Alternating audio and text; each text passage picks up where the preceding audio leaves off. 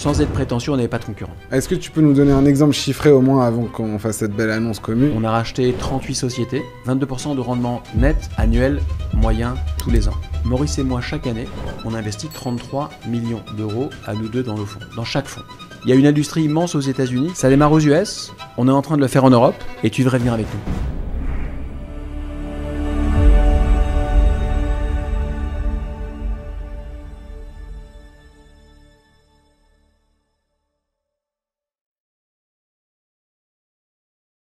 Bonjour, bienvenue dans Blindé, Frédéric Stollard. Bonjour Gustave. Merci d'avoir accepté notre invitation. Tu es le fondateur d'Altaroc. Ouais. Lucas, bienvenue dans Blindé. Ben oui, avec C'est plaisir. ton premier podcast. Ouais. Tu es avec nous chez Colbert depuis presque le début. Et tu viens faire quoi du coup dans le podcast là? Parce que j'avais l'habitude de le faire tout seul. Je viens t'aider, je viens t'assister du coup dans tout le déroulé de l'interview de nos invités. Essayer de rebondir et puis peut-être un peu plus rendre accessible des termes ou des sujets un peu plus techniques qui méritent d'être un peu vulgarisés quoi, pour tous nos auditeurs. Merci de venir m'aider. Frédéric, est-ce que tu veux que Lucas te présente? Parce qu'il s'est bien renseigné sur ton cas. Est-ce que tu veux te présenter toi-même? C'est comme tu veux. Tu Et peux me présenter aussi. Je vais commencer parce que j'ai pris les grands points et je te laisse compléter à la fin. Ouais. Donc initialement, toi, tu es diplômé de l'école centrale Supélec et de la Wharton Business School à Philadelphia.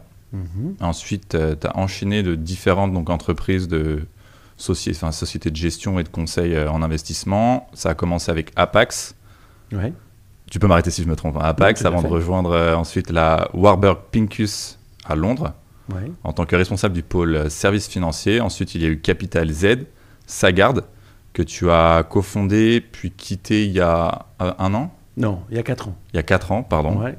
Sagard, il y a eu la financière Spartacus et puis Altaroc, là où tu es encore aujourd'hui. Alors, je vais le raconter un peu avec mes mots. Tu permets? Ok.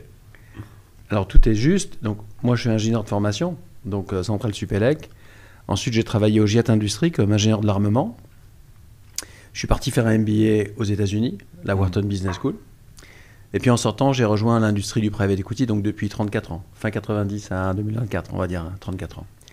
J'ai démarré chez Apax, comme tu l'as dit, donc un des grands fonds de private equity de l'époque, grand fonds européen de private equity, 4 ans à Paris.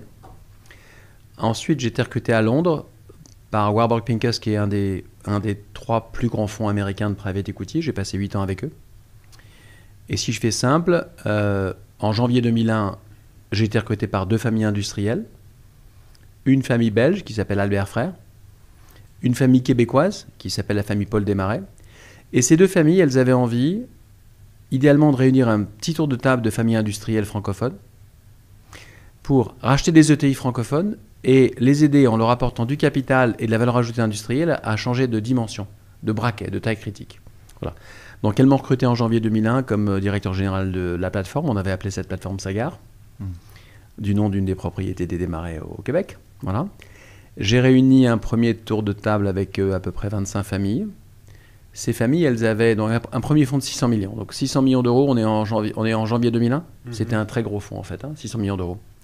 C'était un fonds de LBO, donc acquisition majoritaire avec un peu d'effet de levier. Notre mandat et notre raison d'être, c'était d'acheter de façon majoritaire des ETI francophones, françaises, belges ou suisses. Et ETI, du coup, c'est entreprise de taille intermédiaire. On définira quelques termes. Est-ce que, avant de développer sur Sagard, parce qu'on va le faire et honnêtement, ça a l'air d'être assez passionnant comme aventure, juste, tu peux m'expliquer comment tu te retrouves du coup de ingénieur à private equity. C'est quoi le déclic à un moment? Qu'est-ce qui t'intéresse Est-ce que c'est un accident, c'est une opportunité? Qu'est-ce qui fait déjà au départ? Après Centrale, tu peux faire à peu près ce que tu veux après Centrale de Supélec à cette époque-là en France. Pourquoi la finance et pourquoi le private equity, qui est pour le coup une industrie un petit peu sous les radars en plus à l'époque? Alors à l'époque, c'est parce que j'ai rencontré Maurice Chéniaud. D'accord, qui est ton associé aujourd'hui. Qui est mon associé aujourd'hui. On parle d'il y a 35 ans. Il était un des pionniers du private equity européen. Il était en train d'exporter le private equity américain en Europe. Je l'ai rencontré en sortant de la business school. Il m'a raconté sa vie, ses projets, ce qu'il était en train de construire et de démarrer. Ça m'a paru fascinant. J'ai trouvé le gars fascinant.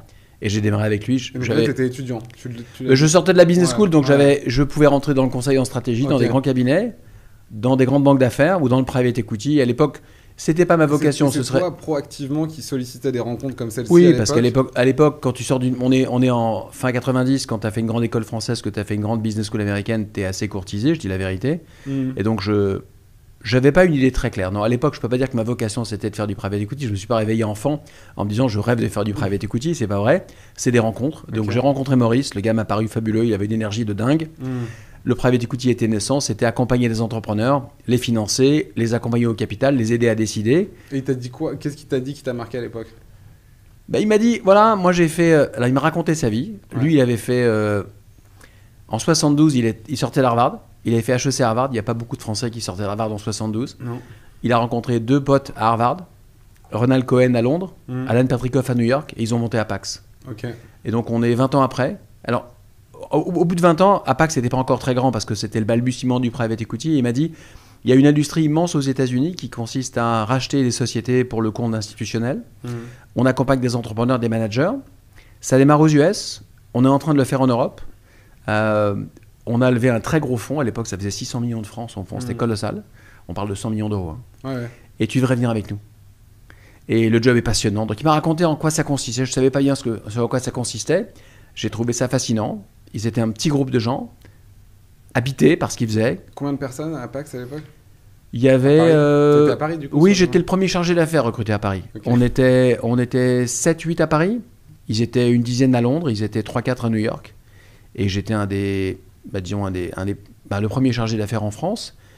Et puis le marché était très nouveau. Mes copains ne savaient pas exactement ce que c'était à l'époque parce que le private equity, on parle des années 90. C'était vraiment... Il y avait une poignée de fonds, un très petit nombre de fonds à Paris.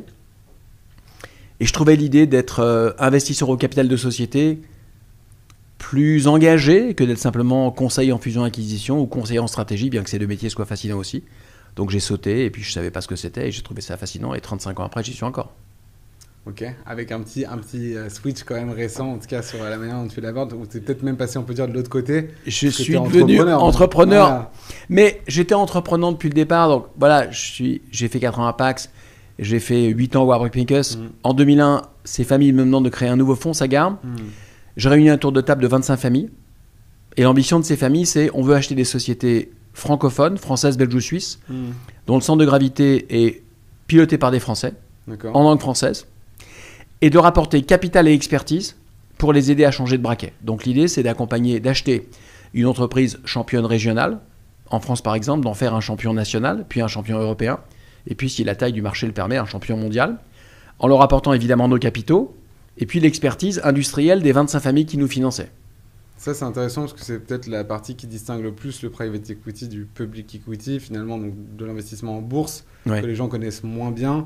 C'est peut-être la dimension active de l'investisseur. Donc, tu disais apporter expertise. Ça veut dire quoi, apporter expertise aux entrepreneurs, en l'occurrence?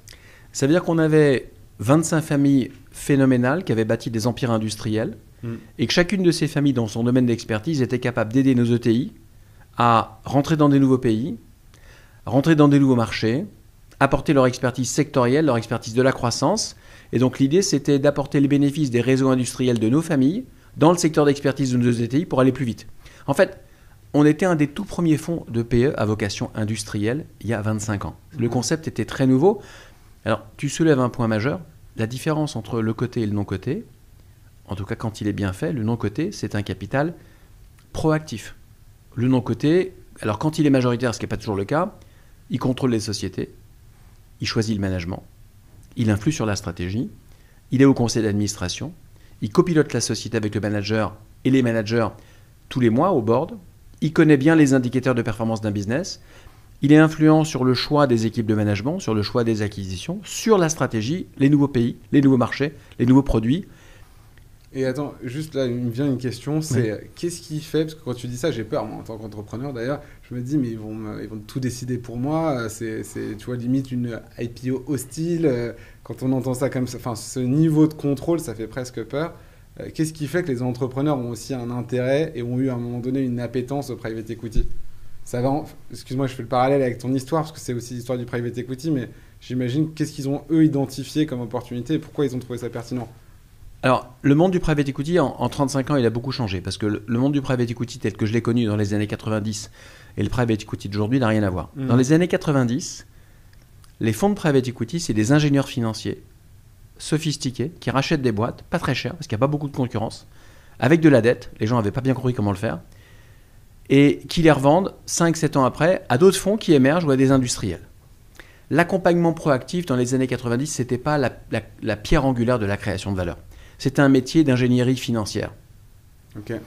Le problème, c'est que tu as de plus en plus de concurrence dans le private equity dans les années 2000-2010, et tout d'un coup, si tu ne sais plus te distinguer lorsque tu es en concurrence avec d'autres fonds de private equity, comment crées-tu de la valeur? Très difficile. Donc en fait, depuis 30 ans, tu as vu l'émergence de fonds de private equity qui essayent d'apporter autre chose que du capital, autre chose que de l'argent, et qui vont essayer d'apporter le bénéfice de leur expérience sectorielle à des managers.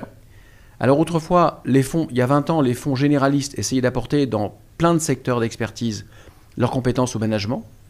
Depuis 10 ans, 15 ans, on voit l'émergence de fonds de private equity ultra verticaux qui essayent d'apporter aux managers le bénéfice d'une approche de quasi-industrielle avec un prisme financier. Ce que ça veut dire, c'est que tu as des fonds de private equity qui ont développé en interne des équipes Ops, des équipes opérations, en plus des équipes de deal-makers, qui vont aider les managers des sociétés à aller plus vite, à aller plus loin.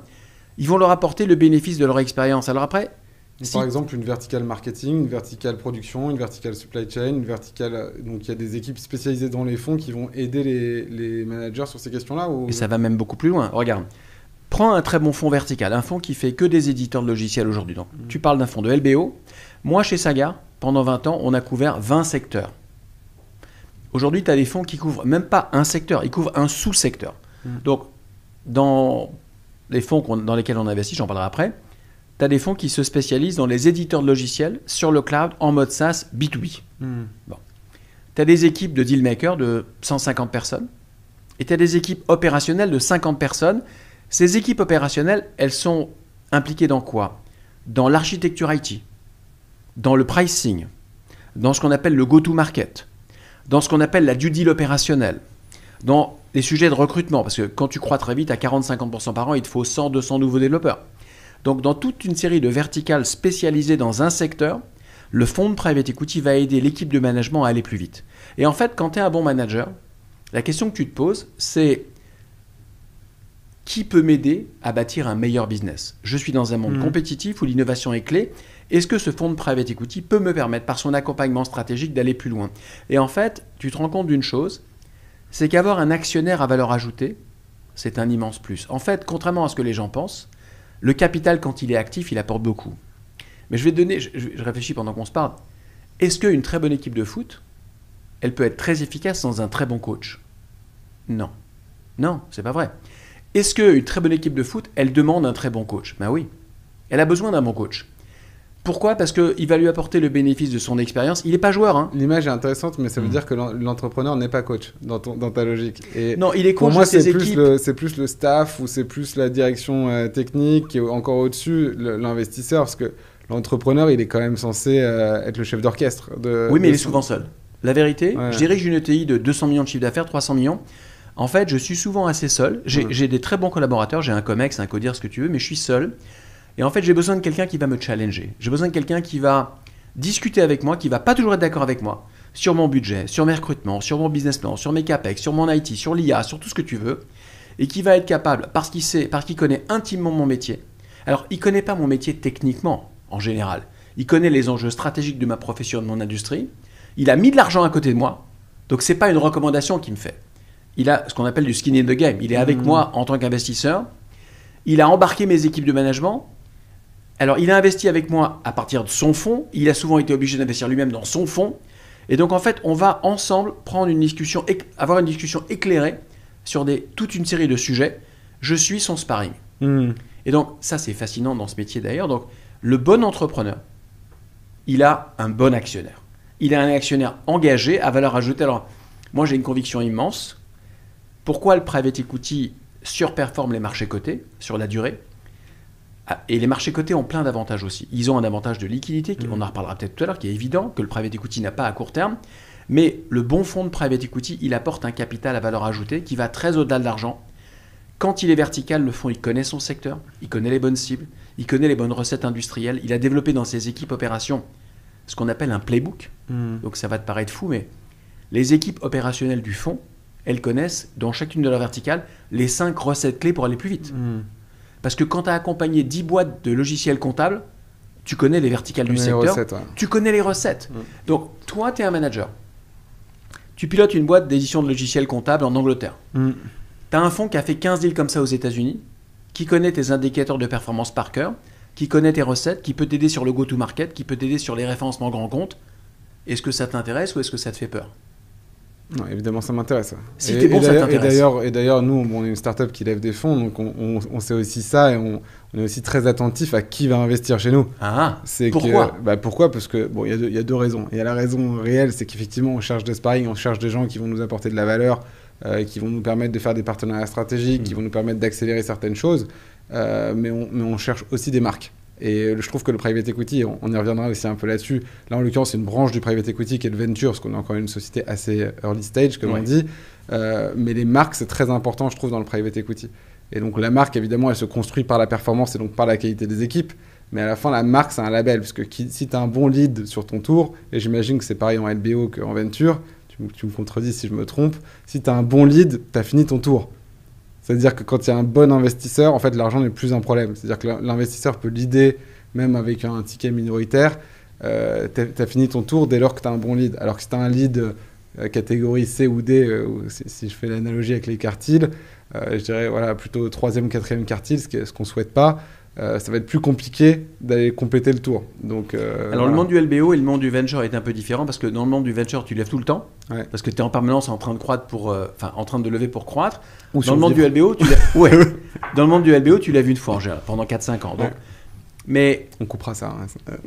Mais je dirais que la réalité, le bon entrepreneur ou la bonne entrepreneuse, elle veut un très bon sparring. Alors, ce qui est amusant, le monde du private equity devenant de plus en plus compétitif, c'est pas les fonds qui choisissent les cibles aujourd'hui, les gens n'ont pas bien compris, c'est aussi les cibles qui choisissent les fonds. Bien sûr. Quand une société est mise en vente, les fonds sont à peu près au même prix. Donc comment est-ce qu'un fonds gagne un deal ? Quand il connaît intimement un secteur, quand ça fait 5 ans qu'il parle au manager, quand il lui a vendu sa capacité d'accompagnement mondial. Donc en fait, la clé de voûte du private equity aujourd'hui, c'est pas la capacité à payer plus cher, c'est la capacité à apporter plus de valeur. Alors nous, je reviens à ma petite histoire. Il y a 25 ans, on était pionniers là-dedans. On a inventé, c'est prétentieux. On était un des tout premiers fonds à se convaincre que l'apport en industrie était aussi important que l'apport en capital. Et donc, voilà, j'ai créé ce fonds Sagard. L'apport en industrie, c'est l'apport intellectuel. La valeur ajoutée, tout ce qui va à côté. Ouais. On avait une quinzaine de senior advisors qui étaient patrons de business unit des familles qui m'avaient financé. Et donc capables, dans les verticales de nos ETI, d'apporter la valeur ajoutée très terrain. Chacun avait son playbook, quoi. Chacun avait son playbook et sa capacité à accompagner le manager. Okay. Donc, Sagard, j'ai fait ça pendant 20 ans. J'ai levé 3 fonds. Un premier fonds de 600 millions en 2001, un fonds d'1 milliard en 2006, un fonds d'1 milliard en 2013. On a donc déployé... Depuis la France ou depuis Londres ? Depuis la France, basé à Paris. Okay. Une petite équipe de 45 personnes basée à Paris, dont 13 investisseurs. Après, il y avait tout l'écosystème qui va avec, les advisors, les senior advisors, l'écosystème middle back. On a racheté 38 sociétés, à peu près 12-13 sociétés par fonds, donc on va dire 38 sociétés sur 20 ans. Sur 2,6 milliards déployés, on a livré 22% de rendement net, 22% de rendement net annuel moyen tous les ans. C'est à peu près 2 fois la bourse en gros. 2 fois et demi. Ouais, 2 fois, ça dépend de l'indice qu'on regarde. Et ça dépend de l'échelle de temps. Ça dépend de l'échelle de temps, mais ok. Voilà. Déjà, ça donne un ordre de grandeur. La bourse, grosso modo, si tu regardes sur les 20 ans passés, tu prends le MSCI, grosso modo, dividende inclus, 8%. Ouais. Exactement. 8%, la moyenne du private equity, 13%, et ce qu'on appelle le premier quartile mondial du private equity. Top 25%. Exactement, le top 25% des fonds, 22+. Okay. Voilà, on a livré 22+ net. Et en moyenne, sur les 3 fonds qu'on a levés, on a retourné 2,3 fois la mise à nos investisseurs sur chacun des millésimes. Voilà. Okay. Donc j'ai fait ça pendant 20 ans. Et du coup, tu as fait ça pendant 20 ans, tu as l'air d'adorer ce que tu fais, et tu en parles d'ailleurs très bien passionnément, ce que tu faisais du coup. Oui. Qu'est-ce qui fait que tu te lances sur un marché qui n'existe pas, c'est-à-dire le marché des investisseurs particuliers, que tu lâches une rémunération que j'ose imaginer sympathique vu les performances que tu viens de m'évoquer et quand je connais les modes de rémunération du private equity, quel intérêt d'aller se mettre dans ce marché du retail des particuliers qui est archi dur, archi compétitif, qui est inexistant en private equity ou alors qui fait du private equity qui n'a rien à voir avec celui que tu fais et donc il y a des grosses confusions j'imagine et des grosses clarifications à faire en démarrant, enfin pourquoi aller se mettre là-dedans quoi, ça m'intéresse. Je vais t'expliquer. J'ai fait 20 ans avec ces deux familles fantastiques, famille Frères, famille Desmarais, avec une équipe magnifique. La seule chose, j'étais très bien payé. Alors, je ne sais pas si les auditeurs savent ce que c'est que du carried interest. Donc, un fonds, c'est important. Si, c'est bien de le dire, ouais. Alors, un fonds de private equity, comment les équipes se rémunèrent? Alors, elles sont payées un salaire, souvent un bon salaire, mais en fait, la clé de la rémunération dans le private equity, c'est ce qu'on appelle le carried interest. Donc, c'est un partage de la plus-value. Donc, j'ai un fonds de 100 millions. Ouais. Je fais 2 fois ma mise sur, en moyenne, 5 ans. J'ai créé 100 millions de plus-value. L'équipe a droit à 20% de la plus-value. Donc, à peu près 20 millions pour l'équipe. Alors, les gens disent 20 millions, c'est beaucoup. Oui, mais c'est 20 millions sur 10 ans, en fait. Parce que le fonds, il met entre le moment où tu le démarres et le moment où tu le finis, il se passe 10 ans. Bon, ça, on peut peut-être l'expliciter un peu parce qu'il y a une logique d'appel du capital qui est lissée sur plusieurs années. Et après, la sortie d'argent, je crois que c'est pareil, c'est sur plusieurs années ensuite. Alors, quand tu es un fonds de private equity classique, mettons que tu es un fonds de 100 millions, tu vas appeler tes investisseurs pendant ce qu'on appelle la période d'investissement. Donc, tu as 5 ans pour appeler le capital, pour acheter des sociétés. Donc, tu appelles cet argent pendant 5 ans. Strictement 5 ans? Généralement. Généralement 5 ans. Okay. Il y a des fonds qui ont 6 ans de période d'investissement. En moyenne, tu appelles 20% par an. Avec ce capital, tu achètes des sociétés où tu payes des frais, parce que les fonds facturent des frais de gestion aussi. Et puis, tu vas commencer à... En moyenne, les fonds mettent 5 ans à déployer le capital pour être lissés sur plusieurs millésimes économiques. Et en moyenne, les participations vivent dans le portefeuille des fonds 5 ans. Donc, si je fais très simple, en année 6, tu vas vendre les boîtes de l'année 1. Ok. Donc, c'est pas du tout vrai, c'est statistique ce que je dis, mais en moyenne, ce que tu as investi l'année 1, tu le vends 5 ans plus tard, donc en année 6, et quand tu vends, tu rends le capital. Je fais très simple. Donc typiquement, je mets 5 ans pour déployer mon capital. Le capital levé en année 1 est vendu en année 6, et le capital déployé en année 5 est rendu en année 10. Donc ça vit pendant 5 ans et ça met 5 ans à se déployer. Okay. Bon. Donc ça veut dire qu'un fonds de 100 millions, il va à peu près appeler aux investisseurs 20 millions par an. Il est appelé à 100% en fin d'année 5, j'approxime là parce que c'est pas exactement comme ça que ça se passe, mais à peu près. Et il va vendre les participations entre l'année 5 et l'année 10. Mettons qu'à la fin de l'année 10, il est vendu tous ses deals, il a récupéré 200 millions. Il avait investi 100, il y a 100 millions de plus-value. Et l'équipe de management va rendre, elle va rendre le capital aux investisseurs, les 100, et sur les 100 de plus-value, elle va rendre 80 aux investisseurs et garder 20 pour elle, c'est ce qu'on appelle le carried interest. Alors tous les termes sont anglais dans l'industrie du private equity parce que de toute façon. Oui, parce que c'est la prime de performance. Voilà, exactement. Si on fait c'est ça. les performance fees dans une industrie classique. C'est ça. Okay. 20% de la plus-value. Ouais. Et attends, à quel moment tu arrêtes le compteur juste alors, question importante. Est-ce que c'est par deal ou tu dis par donc c'est au bout des 10 ans c'est globalement sur le fonds. Si tu as une plus-value sur le fonds et si tu as respecté ce qu'on appelle un hurdle rate, donc tu as un taux minimum de perf, en général à 8%. Si tu fais moins que 8% cumulé sur tout l'argent appelé, tu n'es pas payé. Donc, c'est une industrie assez vertueuse. Donc, tu n'es payé que si tu tapes les 8%.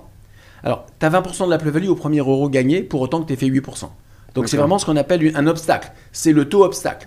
Dès que tu es au-dessus des 8%, tu es rémunéré au premier euro. Dès que le fonds est au-dessus des 8%. Bien sûr. Donc, si tu as fait 7,9% de perf sur le fonds global, tu n'auras pas de carried. Bon, moi, ce que je trouve intéressant là de souligner, c'est aussi la dimension très long terme. Quoi. Ça veut dire en gros, tu travailles en private equity, tu peux gagner effectivement beaucoup d'argent, mais pour constater ces gains, il faut rester 10 ans. Quoi. Par fonds. Par fonds. Non, non, attention, ça va nous amener à d'autres discussions. C'est une industrie qui est construite sur le très long terme. Ouais. Et attends, quand tu es l'équipe d'associés d'un fonds, tu as dû investir dans le fonds. Tu ne peux pas lever un fonds de private equity auprès d'institutionnels. Parce qu'avant l'avènement d'acteurs comme Altaro, 99% du financement du private equity mondial a été fait par des caisses de retraite, par des fonds de pension, par des compagnies d'assurance vie et par des banques pour leurs fonds propres. C'est toujours le cas, mais oui, effectivement, mais ça commence à changer. Mais tu ne pouvais pas lever ce capital si les partenaires du fonds n'investissaient pas. Alors en France, je dirais entre 1 et 2%, parce que l'industrie est récente, et aux États-Unis, plutôt 4-5%. C'est ce qu'on appelle acheter son carried, du coup ? Ou c'est autre chose encore ? C'est encore un autre sujet, mais tu dois faire un engagement en capital. Les investisseurs institutionnels n'accepteront pas de te confier du capital si toi, équipe de management, tu n'as pas investi le tien dans le fonds. C'est une obligation du coup ? C'est une obligation. Alors, il y a deux sujets. Attention, là, tu soulèves deux sujets. Tu as un sujet fiscal en France. Tu n'as pas le droit d'avoir du carried interest. En tout cas, tu ne peux pas bénéficier d'une fiscalité du carried si tu ne l'as pas payé, ce carried. Donc, tu dois acheter l'option du carried. Ok, j'ai compris. C'est le fameux 1,5%. Et à côté de ça, les investisseurs te disent « Moi, je veux que tu investisses une certaine somme pour me prouver ton engagement à mes côtés, en dur. » Preuve de confiance. C'est pas exactement, preuve de confiance. Donc, L'équipe de management dans du private equity, elle a acheté son caride et elle a co-investi en dur à côté des fonds, enfin des investisseurs instit. Donc il y a un gros engagement financier de l'équipe, il y a un gros engagement dans la durée. Donc c'est une industrie, quand on la regarde, qui est assez vertueuse. Projet long, durée longue, engagement financier de toutes les parties. Parce que l'équipe de management de la société que tu as achetée, elle doit aussi investir. Sinon, je ne l'accompagnerai pas. Ce qui est vrai pour moi est vrai pour eux aussi. Donc, on est sur des cycles longs.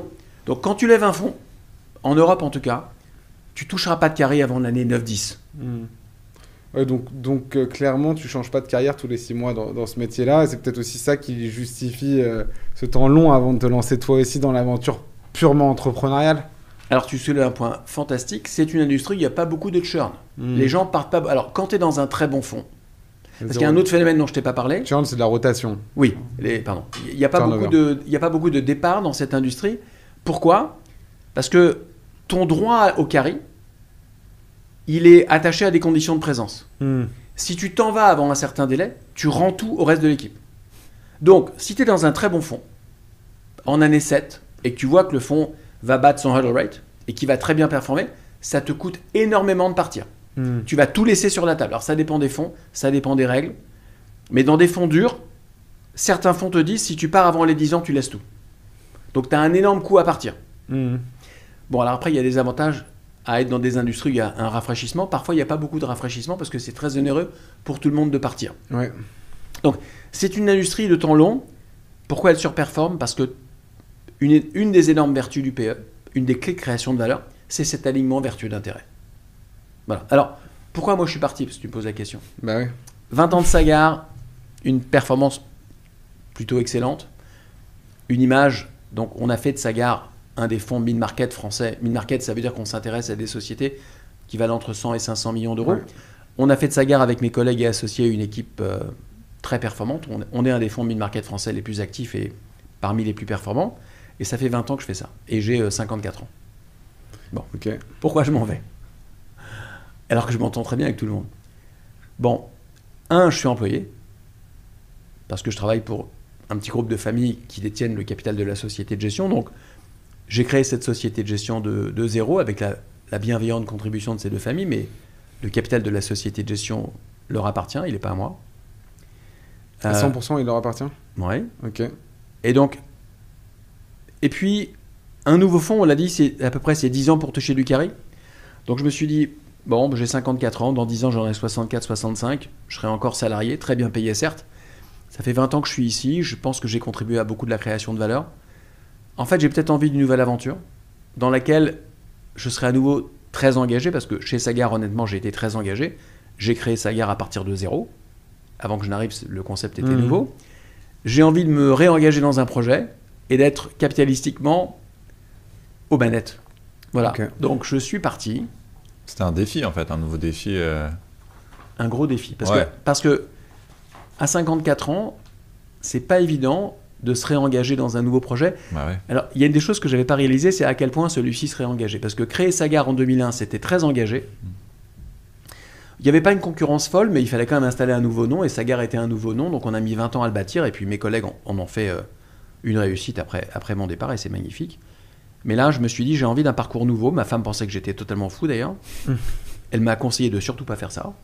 C'est vrai parce qu'elle aime pas le changement. Ta femme de l'époque du coup ? Non, c'est toujours la même. Okay. Encore un autre sujet ça. C'est toujours la même.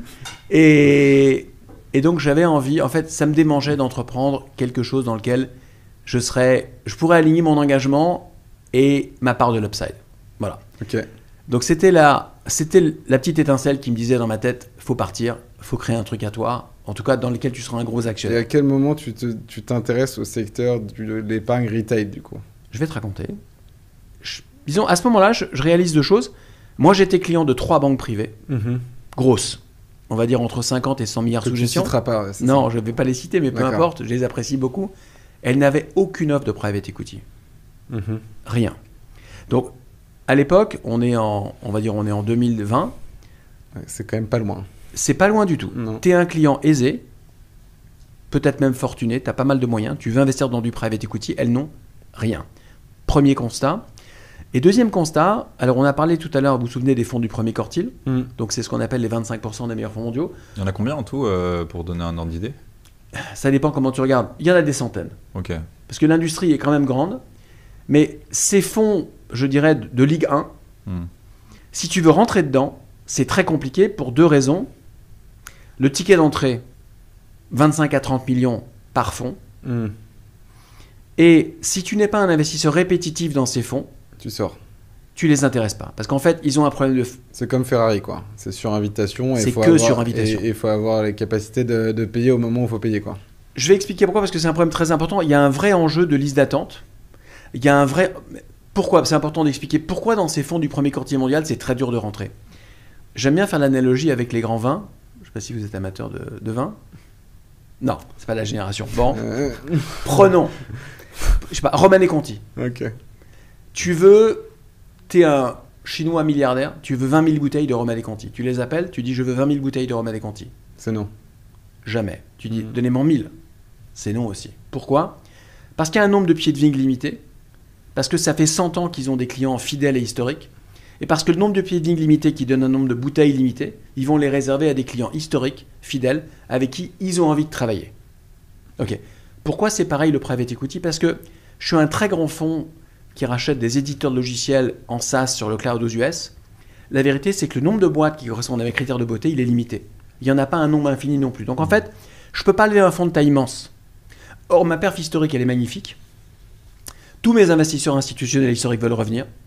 Et en fait, j'ai un problème. Je gérais un fonds de 2 milliards. Je vais avoir de la demande pour 3, 4, 5, 6 milliards. Je ne sais pas les déployer. J'ai un problème de déploiement. Je ne peux pas déployer plus que 2,5 milliards, peut-être même 3 milliards. Et donc, en fait, j'ai un problème fantastique. Je vais être sursouscrit totalement par mes investisseurs historiques. Je n'en prends pas de nouveaux. Et ça, c'est un point important, en tout cas, enfin, c'est un constat important que je fais, c'est qu'effectivement, le problème d'allouer de l'argent, c'est le problème de très peu de gens. C'est le problème des investisseurs institutionnels et c'est le problème de quelques très grandes fortunes ou de personnes très riches. Mais pour le commun des mortels, la problématique d'allouer de l'argent n'existe pas. Et c'est là que le monde du retail est un peu différent, c'est qu'il faut expliquer que c'est un coût d'opportunité, en fait, de ne pas investir. Donc c'est complètement différent comme contrainte. Et c'est pour ça que tu t'adresses à un marché où tu dis, en fait, tu as un manque à gagner à ne pas participer à ce truc qui est déjà sursouscrit par ceux qui, eux, pour le coup, sont contraints de le faire. Tu vois ce que je veux dire? Tu soulèves deux points. Là, la notion de sursouscription, les gens ne comprennent pas. Les gens me disent parfois, Fred, c'est pas vrai ce que tu dis. Si j'ai 30 millions, je peux rentrer où je veux. Mais pas du tout. Mais pas du tout. Dans les grands fonds institutionnels de private equity, même si tu as 50 millions, même si tu as 100 millions, tu as des fonds fermés qui ne parlent plus à de nouveaux investisseurs depuis 15 ans. Donc tu as un immense sujet d'accès. Ouais. Donc je me suis dit, en fait, j'ai fait ces deux constats. Le premier, aucune de mes banques n'offrait de private equity. Et le deuxième, tu es un client privé. Tu ne pèses pas 100 millions. Tu as un patrimoine raisonnable. Tu aimerais investir chaque année dans 5, 6, 7 fonds pour avoir un portefeuille diversifié. Comment tu fais quand le ticket d'accès il est à 25 millions? Bah tu fais pas. Bah tu fais pas. Ou alors tu as 150 millions, puis tu as une équipe, puis tu connais les fonds, puis tu as une équipe de 10 personnes. Mais en fait, soit tu es un instit. Donc il y a 4 ans, si je caricature, en fait, c'est ton besoin perso qui t'a... Mais complètement, mais j'étais très énervé d'ailleurs. Je disais à mes banques privées, je suis parti de chez Saga, parce que j'investissais beaucoup dans mes fonds, bien sûr. Je veux continuer à investir dans du PE.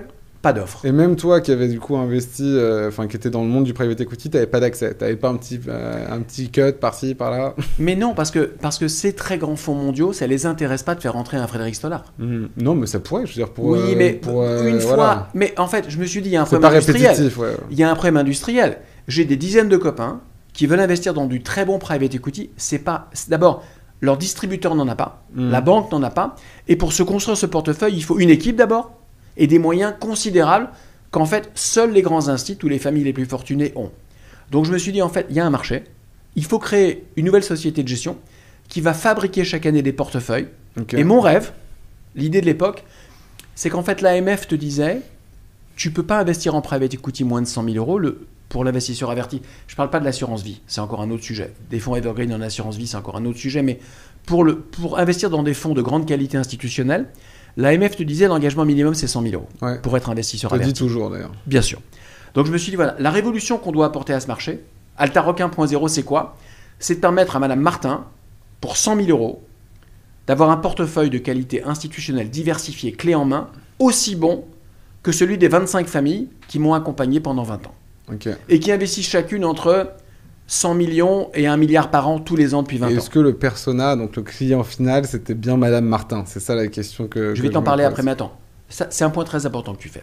En tout cas, c'était mon idée. Altaroc 1.0, avec de la technologie, beaucoup d'expertise et des moyens dont je parlerai après, c'était de rendre accessible le meilleur du PE. Pas de rendre accessible du PE. Rendre accessible... L'AMF me force à faire très attention à ce que je dis. En tout cas, Maurice et moi, on en parlera après, mon associé et moi, on essaye de créer chaque année un portefeuille fait des tout meilleurs gérants du monde, d'après nous. Et avant l'avènement d'acteurs comme Altaroc, si tu voulais bâtir ce portefeuille, il fallait 300 millions et 20 professionnels qui connaissaient cette industrie par cœur depuis 20 ans. Totalement inaccessible à Madame Martin. Et aucune banque s'était même intéressée au sujet, parce que là, tu avais un autre sujet d'offre et de demande. Quand je demandais à mes banques, pourquoi vous n'en offrez pas, elles me disaient, parce qu'il n'y a pas de demande. On ne m'en demande pas. Ouais. Et j'ai dit, on ne vous en demande pas parce qu'il n'y a pas d'offre, madame. Pas parce qu'il n'y a pas de demande. Elle me dit, vous vous trompez, Frédéric. C'est parce qu'il n'y a pas de demande qu'on n'en a pas. Bon. Mais Altaroc, du coup, c'est fondé en quelle année? Alors, je rebondis sur ton point. Moi, j'avais une conviction absolue, il fallait créer cette offre-là. J'avais la conviction qu'il y avait une grosse demande. Donc, j'ai été voir Maurice Géniaud, si tu te souviens. Un petit jeune. Un jeune du private equity qui faisait ça depuis 50 ans, qui est un des fondateurs d'Apax, avec qui j'avais travaillé il y a 35 ans, avec qui j'étais resté en termes amicaux. Parce que quand tu as quitté Sagard, tu es parti tout seul, parce que tu connaissais la plupart des gens là-bas, mais je suis parti tout seul de chez Sagard, j'avais envie de faire autre chose. En fait, on était à l'aube de lancer le fonds 4. Et comme on se l'a dit tout à l'heure, un fonds de private equity, c'est 10 ans d'engagement, ça servait à rien que je démarre le fonds 4. Donc je me suis dit, c'est le bon moment pour partir. On avait fini d'investir le fonds 3. Okay. Je suis parti, j'ai commencé à réfléchir à cette idée. J'ai présenté le projet à Maurice qui m'a dit c'est fantastique. Alors lui, il a eu 2 vies, enfin il a eu plein de vies. Lui, il a fait Apax pendant presque 50 ans. Comme ils l'ont forcé à partir à un moment, il a fait 40 ans d'Apax. Il y a 30 ans, en parallèle d'Apax, il a eu cette idée similaire à la mienne qu'il fallait ouvrir le private equity à du retail. Il y a 30 ans. On est en 1991. Donc là, il s'est dit... Apax s'est vendu au retail depuis très longtemps. Non, attends. Non, c'est encore autre chose ça. Mais à l'époque, Maurice se dit, Madame Martin, on est en France dans les années 90. Si elle veut investir dans un très bon fonds français de PE, le ticket d'entrée en 90, c'est 10 millions de francs. Elle n'a pas 10 millions de francs. C'est une très grosse somme à l'époque. Donc il s'est dit, je vais ouvrir le private equity par la bourse à 100 francs pièce. Et son idée, c'était de lever à peu près 60 millions de francs, 10 millions d'euros, en bourse, dans une holding cotée qu'il a appelée Altamir. Et la raison d'être d'Altamir, c'était de co-investir systématiquement avec les fonds Apax. Donc, 10 millions d'euros, à peu près 60 millions de francs levés en 90. J'investis aux côtés des fonds Apax, France et UK. Quand les fonds Apax vendent un deal, la cote-part qui revient à Altamir, elle n'est pas distribuée à Madame Martin. Elle est réemployée. C'est un 150 obétaire avant l'heure, si ça te parle. Oui, bien sûr. Moi, non. Voilà. Bah, en fait, il a été topé avec Bercy et l'AMF un rescrit fiscal qui permet à Altamir de réemployer son capital sans payer d'impôt de plus-value. Comme un fonds, en fait. Donc, en fait, c'est un fonds de private equity coté en bourse qui recycle. Perpétuel. Exactement. Il a inventé le concept du fonds Evergreen en 90. Et tu vas me dire, et Madame Martin, quand elle veut sortir, Fred, elle fait comment? Eh bien, elle vend ses titres. Ce qui est très différent du coup du PE où tu as la distribution. Là, en fait, le concept de la vente en bourse, c'est que la distribution est censée du coup capitaliser. Donc, ton titre de bourse est censé augmenter. C'est plus vraiment ça que du coup. Si. Bah, c'est du PE à l'actif. Ouais. C'est du PE à l'actif, mais au passif, ça marche pas comme un fonds classique. Donc, modèle complètement nouveau, pas très bien compris par les marchés boursiers. On est 32 ans plus tard. Altamir, ça vaut 1,5 milliard de fonds propres. Entre-temps, il a distribué 350 millions de dividendes. Pas mal pour un investisseur qu'il a accompagné en 30 ans. Il y a une petite équipe qui pilote la boîte cotée. Donc la société de gestion qui a tous les agréments AMF s'appelle Amboise Partners. Il y a 6 personnes chez Amboise Partners. Maurice qui prend les décisions de gestion. 5 personnes qui font du reporting. Et Amboise Partners prend des frais de gestion pour conseiller Altamir. Prend 1,5%. Et Maurice me dit, en fait, ce truc est génial. C'est du Altamir mondial, multifonds, pas coté en bourse, avec un nouveau millésime tous les ans. Le désavantage d'être coté en bourse, c'est qu'il y a une décote sur l'actif net. Je passe. Et donc Maurice me dit, en fait, c'est Altamir 2.0 ton truc. C'est génial. On s'associe ensemble. Il me dit, viens le faire avec moi. Je dis, non. Comme associé, oui. Comme employé, non. Donc, je lui ai acheté un bout du capital de la société de gestion. D'accord. J'ai apporté mon projet à la société de gestion. Alors, la société de gestion, elle s'appelait Amboise Partners. Amboise Partners, conseil d'Altamir. On a appelé la nouvelle jambe Altaroc. D'accord. Et on a renommé la société de gestion Altaroc Partners. Pourquoi Altaroc, du coup? Maurice et moi, on aimait beaucoup ce nom. On trouvait que c'était ça parlait, ça claquait. C'était Alta, c'est la plus haute montagne. Et donc, on s'est dit, ça nous paraissait sonner bien et haut de gamme, etc. Donc, on a lancé le projet Altaroc. Je suis devenu le directeur général de la petite société de gestion Ambroise Partners. Et on a développé Altaroc au sein d'Ambroise Partners.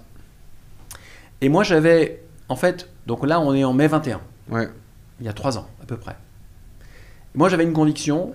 Mon métier, c'est pas d'aller chercher les clients en direct. Mon métier, c'est de travailler à travers des CGP et des banques privées.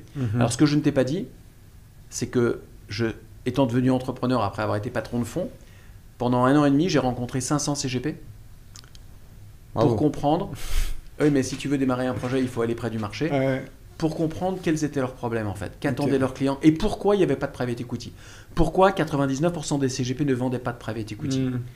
Parce que c'était compliqué, parce que les conseillers n'étaient pas formés, parce que les clients ne connaissaient pas la classe d'actifs, parce que la tuyauterie du private equity institutionnel n'était pas adaptée à des clients privés, parce que les circuits de souscription, les appels de fonds étaient très complexes. Donc en fait, je me suis dit, un des enjeux, évidemment, c'est de trouver les produits, on en a parlé tout à l'heure, mais un des autres enjeux, c'est la techno. C'est les tuyaux, c'est les pipes. Si tu ne crées pas des pipes adaptés au retail, tu ne pourras pas collecter. Même si tu as un super produit.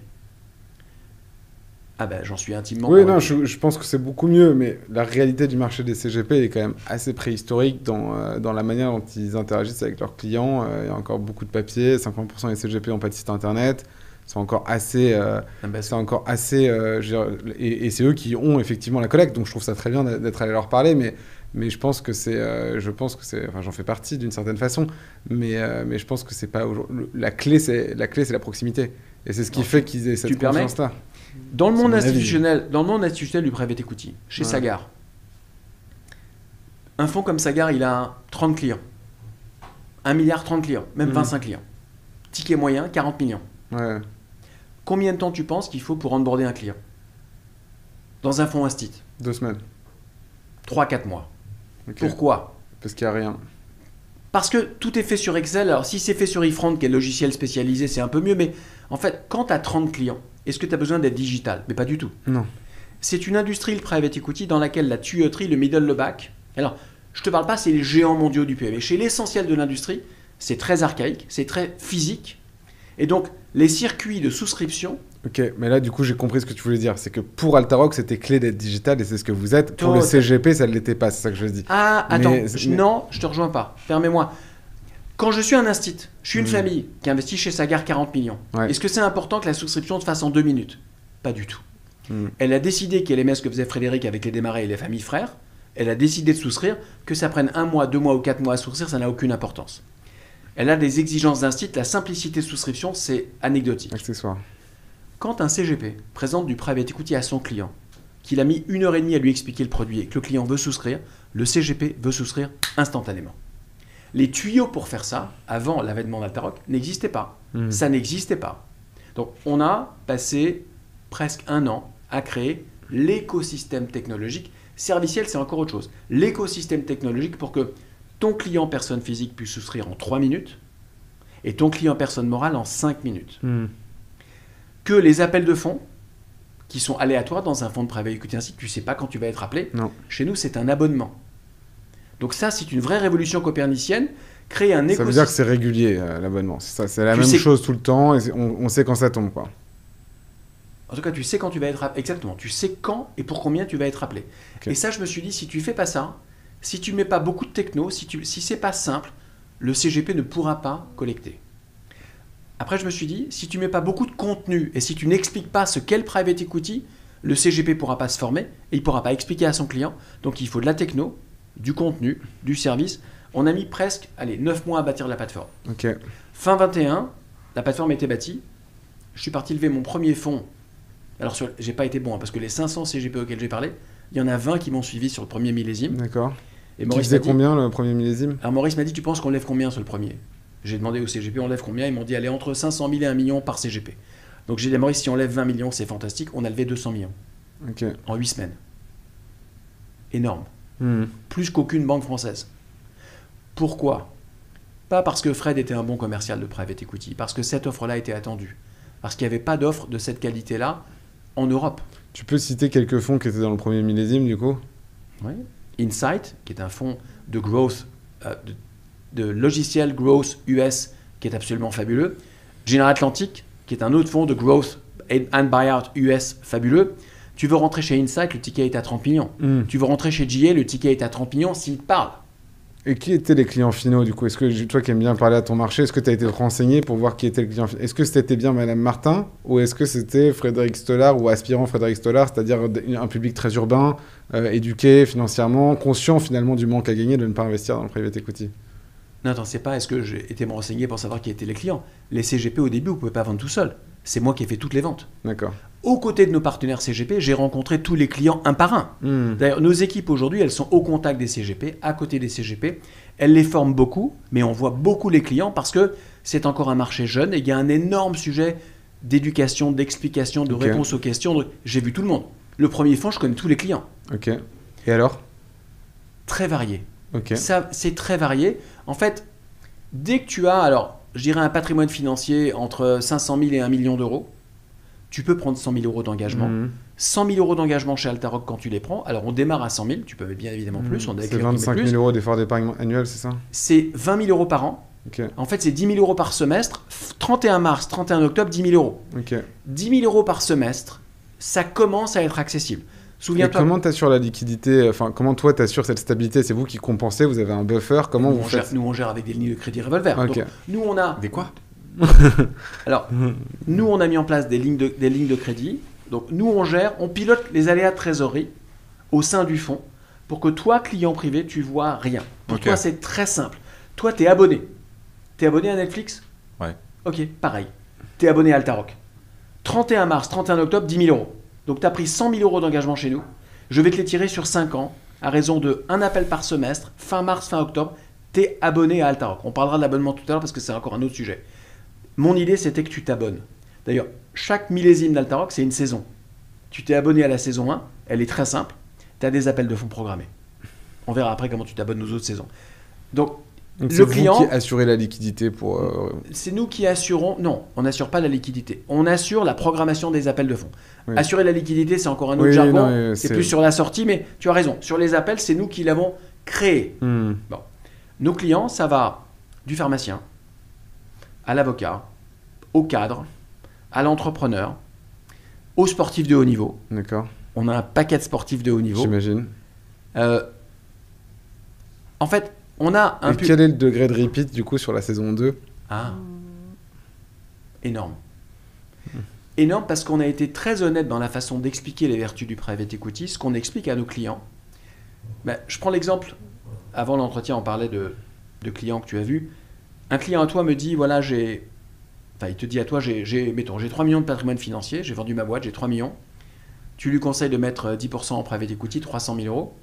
Eh bien, nous, notre conseil, c'est pas de mettre 300 000 euros sur un portefeuille diversifié Altaroc, c'est de le lisser sur plusieurs millésimes. Donc, dès qu'on essaye de conseiller, enfin, dès que notre CGP partenaire conseille sur du private equity, notre recommandation, c'est de lisser sur les millésimes. Okay. Donc, dès le début... Ça, si tu veux bien, je veux bien qu'on passe du temps là-dessus, parce que pour moi, honnêtement, c'est ce qui m'a aussi beaucoup motivé à organiser cette rencontre aujourd'hui. Ouais. Et pour moi, c'est une des opportunités de notre génération. On parle beaucoup des non-opportunités qu'on a dans notre génération. L'immobilier, c'est moins accessible, c'est moins l'Eldorado, par exemple, en tout cas si on veut acheter dans une grande ville. Ouais. On parle beaucoup de toutes ces opportunités manquées, mais pas assez des opportunités nouvelles, je trouve qu'on a. Donc, il y a effectivement l'entrepreneuriat, la création de contenu, plein de choses, mais je pense que le private equity en est vraiment une. Et à mon avis, avec ce que vous avez créé, ou en tout cas popularisé le re-up, ça, j'aimerais vraiment qu'on aille dessus, et je pense que c'est ce que tu allais expliquer par un autre chemin à travers la programmation des investissements. Vous introduisez une notion de planification patrimoniale. Et là, on ne parle plus de private equity, on parle vraiment de gestion de patrimoine, qui est assez nouvelle pour le coup, parce que déjà, le private equity n'existait pas dans les allocations d'actifs, ce qui est plutôt de la gestion financière, mais encore moins dans la planification patrimoniale. Et donc, comment est-ce qu'on peut expliquer le mieux possible pour tout le monde ce qu'est cette révolution et cette opportunité pour les gens qui ont la chance de jouer cette carte? Alors, tu me permets faire un tout petit marche arrière 2 minutes. Je vais répondre à cette question qui est fondamentale. Tu me demandais le parcours. Notre fonds 1, on a levé 200 millions. Ouais. Les fonds 2 et 3, on a levé 1 milliard. Aujourd'hui, on a 1,2 milliard sous gestion. Okay. On a 7000 clients privés. j'ai démarré tout seul. Là, j'ai 70 personnes. Waouh. Donc, on est 3 ans et on a ouvert 6 pays. Je t'envie pas pour ça. donc, c'est très engagé. On a 70 personnes parce que ce que les gens ne réalisent pas, c'est que pour créer les portefeuilles qu'on crée, c'est très compliqué.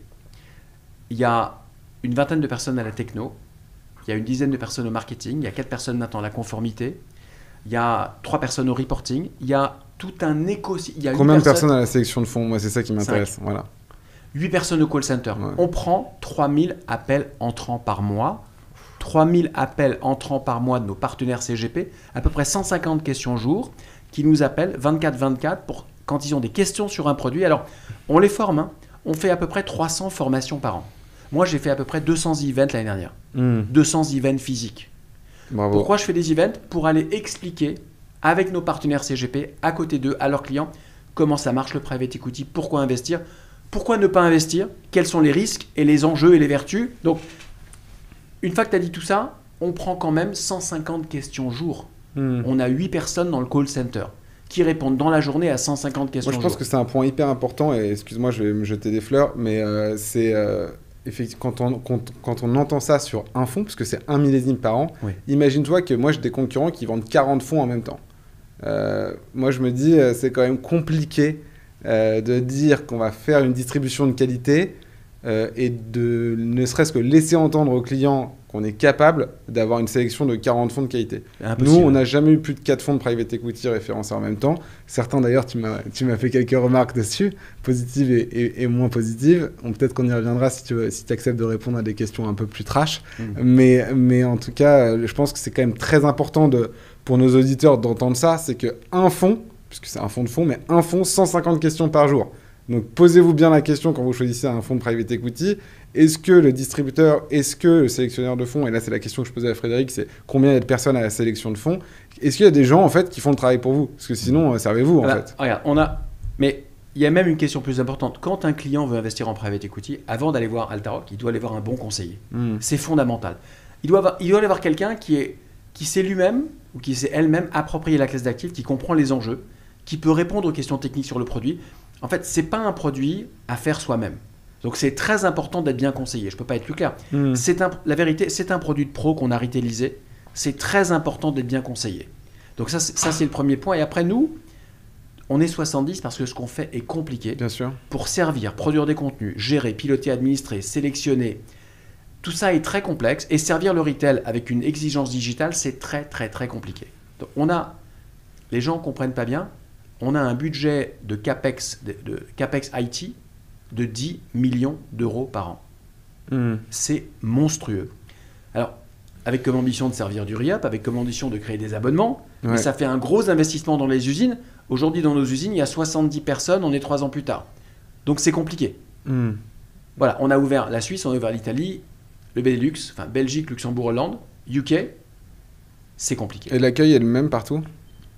C'est-à-dire, est-ce qu'il y a un pays où ça prend plus qu'un autre? Est-ce que la France, c'est ton pays numéro 1 ou le temps d'adoption est peut-être plus rapide en Suisse qu'en France? Si je suis honnête, j'avais démarré Altaroc 2 ans avant dans mon garage, si je peux m'exprimer ainsi, parce que j'avais rencontré 500 CGP. Donc, c'est pas vrai que ma première collecte de 200 millions, elle s'est faite en 8 semaines. Elle s'est faite plutôt en 2 ans et 8 semaines. Donc, aujourd'hui, quand on rentre dans un nouveau marché, il y a un immense travail d'évangélisation. Et il faut un temps inimaginable pour expliquer. Tu vas voir une grande banque en Suisse ou en Belgique et tu leur expliques le private equity, c'est pas qu'ils comprennent pas, ils n'en ont jamais vendu. Je mets de côté UBS, je mets de côté Crédit Suisse, je mets de côté Pictet, mais je mets de côté 3-4 banques, 98% des banques suisses n'en ont pas vendu. C'est pas liquide, il faut expliquer les contraintes et donc tu as un énorme effort d'évangélisation. Et donc, on repart avec notre fardeau et on va expliquer en tant que prophète du private equity sans être prétentieux comment ça marche, quels sont les enjeux, quels sont les avantages, quels donc sont à chaque fois, tu as ce temps de... Bien sûr. Mais excuse-moi, donc j'ai compris ça, mais est-ce qu'on peut revenir du coup sur cette opportunité, je pense, vraiment majeure pour cette génération? Et pour le coup, il y a des gens qui n'ont pas beaucoup d'argent et c'est malheureux. Et je pense que voilà, on souhaite tous que les choses soient plus équilibrées, mais en tout cas, il y a quand même beaucoup de gens aussi en France. Je crois qu'on dit qu'il y a 4 millions de personnes dites aisées, 4 millions de personnes donc capables d'investir déjà dans les fonds à partir de 100 000 euros. Ces gens-là, ils savent pas forcément comment y investir dans un private equity. Ils n'ont pas forcément 70 opportunités par ailleurs. Ils sont pas tous entrepreneurs. comment ils doivent aborder du coup le private equity au sens de la planification patrimoniale. Alors, ce que tu dis là, c'est un sujet cœur. Pourquoi j'ai insisté sur Altaroc 1.0 ? Parce qu'il fallait qu'on bâtisse l'usine. Le cœur de ce qu'on fait, c'est notre millésime annuel, donc c'est notre portefeuille annuel qui est très diversifié, 6 fonds par année. Ouais. Ça, c'est la brique de base. Altaroc 2.0, c'est la gestion patrimoniale à partir du private equity. Donc, on s'est dit avec Maurice, en fait, si tu veux résoudre une équation patrimoniale, longue, parce que le private equity ne peut pas gérer une question patrimoniale à 3 ans. C'est une... Ouais, la bourse non plus, enfin les actions non plus. Donc, Mais disons, le private equity est fait pour un actionnariat long. Okay. C'est à moins de 5 ans, si tu as moins de 5 ans devant toi, n'investis pas en private equity, c'est pas adapté. C'est important d'être clair là-dessus. Hein. Ouais, bon. Très clair. Maintenant, si ton client ou ta cliente, il a une durée longue devant lui, on est dans de la planification patrimoniale. La question très intéressante, c'est pourquoi est-ce qu'il devrait investir en private equity ? Bon. Tu vas me dire, parce que c'est performant. Mais voilà, honnêtement, on va pas je vais répondre pour... Enfin, moi qui vois beaucoup de clients, c'est la performance, honnêtement, qui va driver, qui va motiver l'envie d'investir dans le private equity. C'est la performance et un peu l'exotisme, en vrai. C'est que moi, c'est ce que j'observe sur nos clients. On vend quand même 20% de private equity déjà dans tout ce qu'on vend, ce qui est rare. Ce qui est beaucoup par rapport... C'est très en avance de phase. Ce qui est beaucoup par rapport au marché, mais ce qui n'est pas non plus extrême.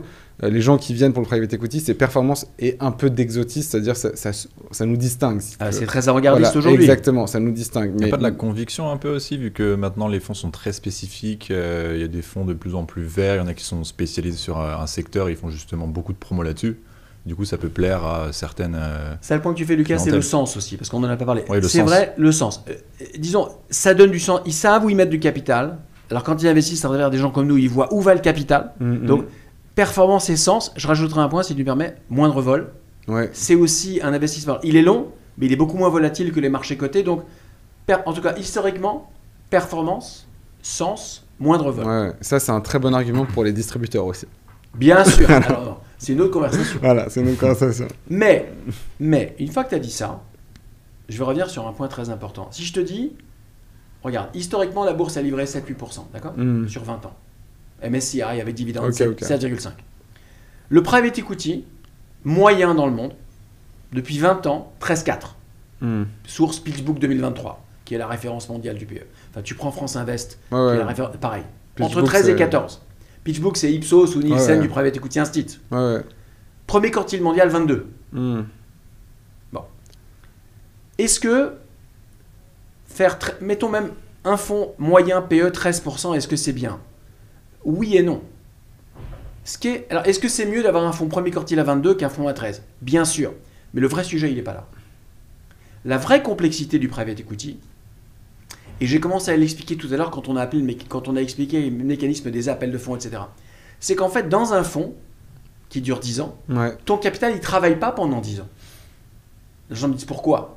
Parce qu'il faut 5 ans pour déployer l'argent et qu'en général, le capital travaille pendant 5 ans. Donc en fait, dans un fonds de PE, en moyenne, le capital travaille 5 ans. Parce que les gens me disent, Frédéric, il y a un truc que je ne comprends pas.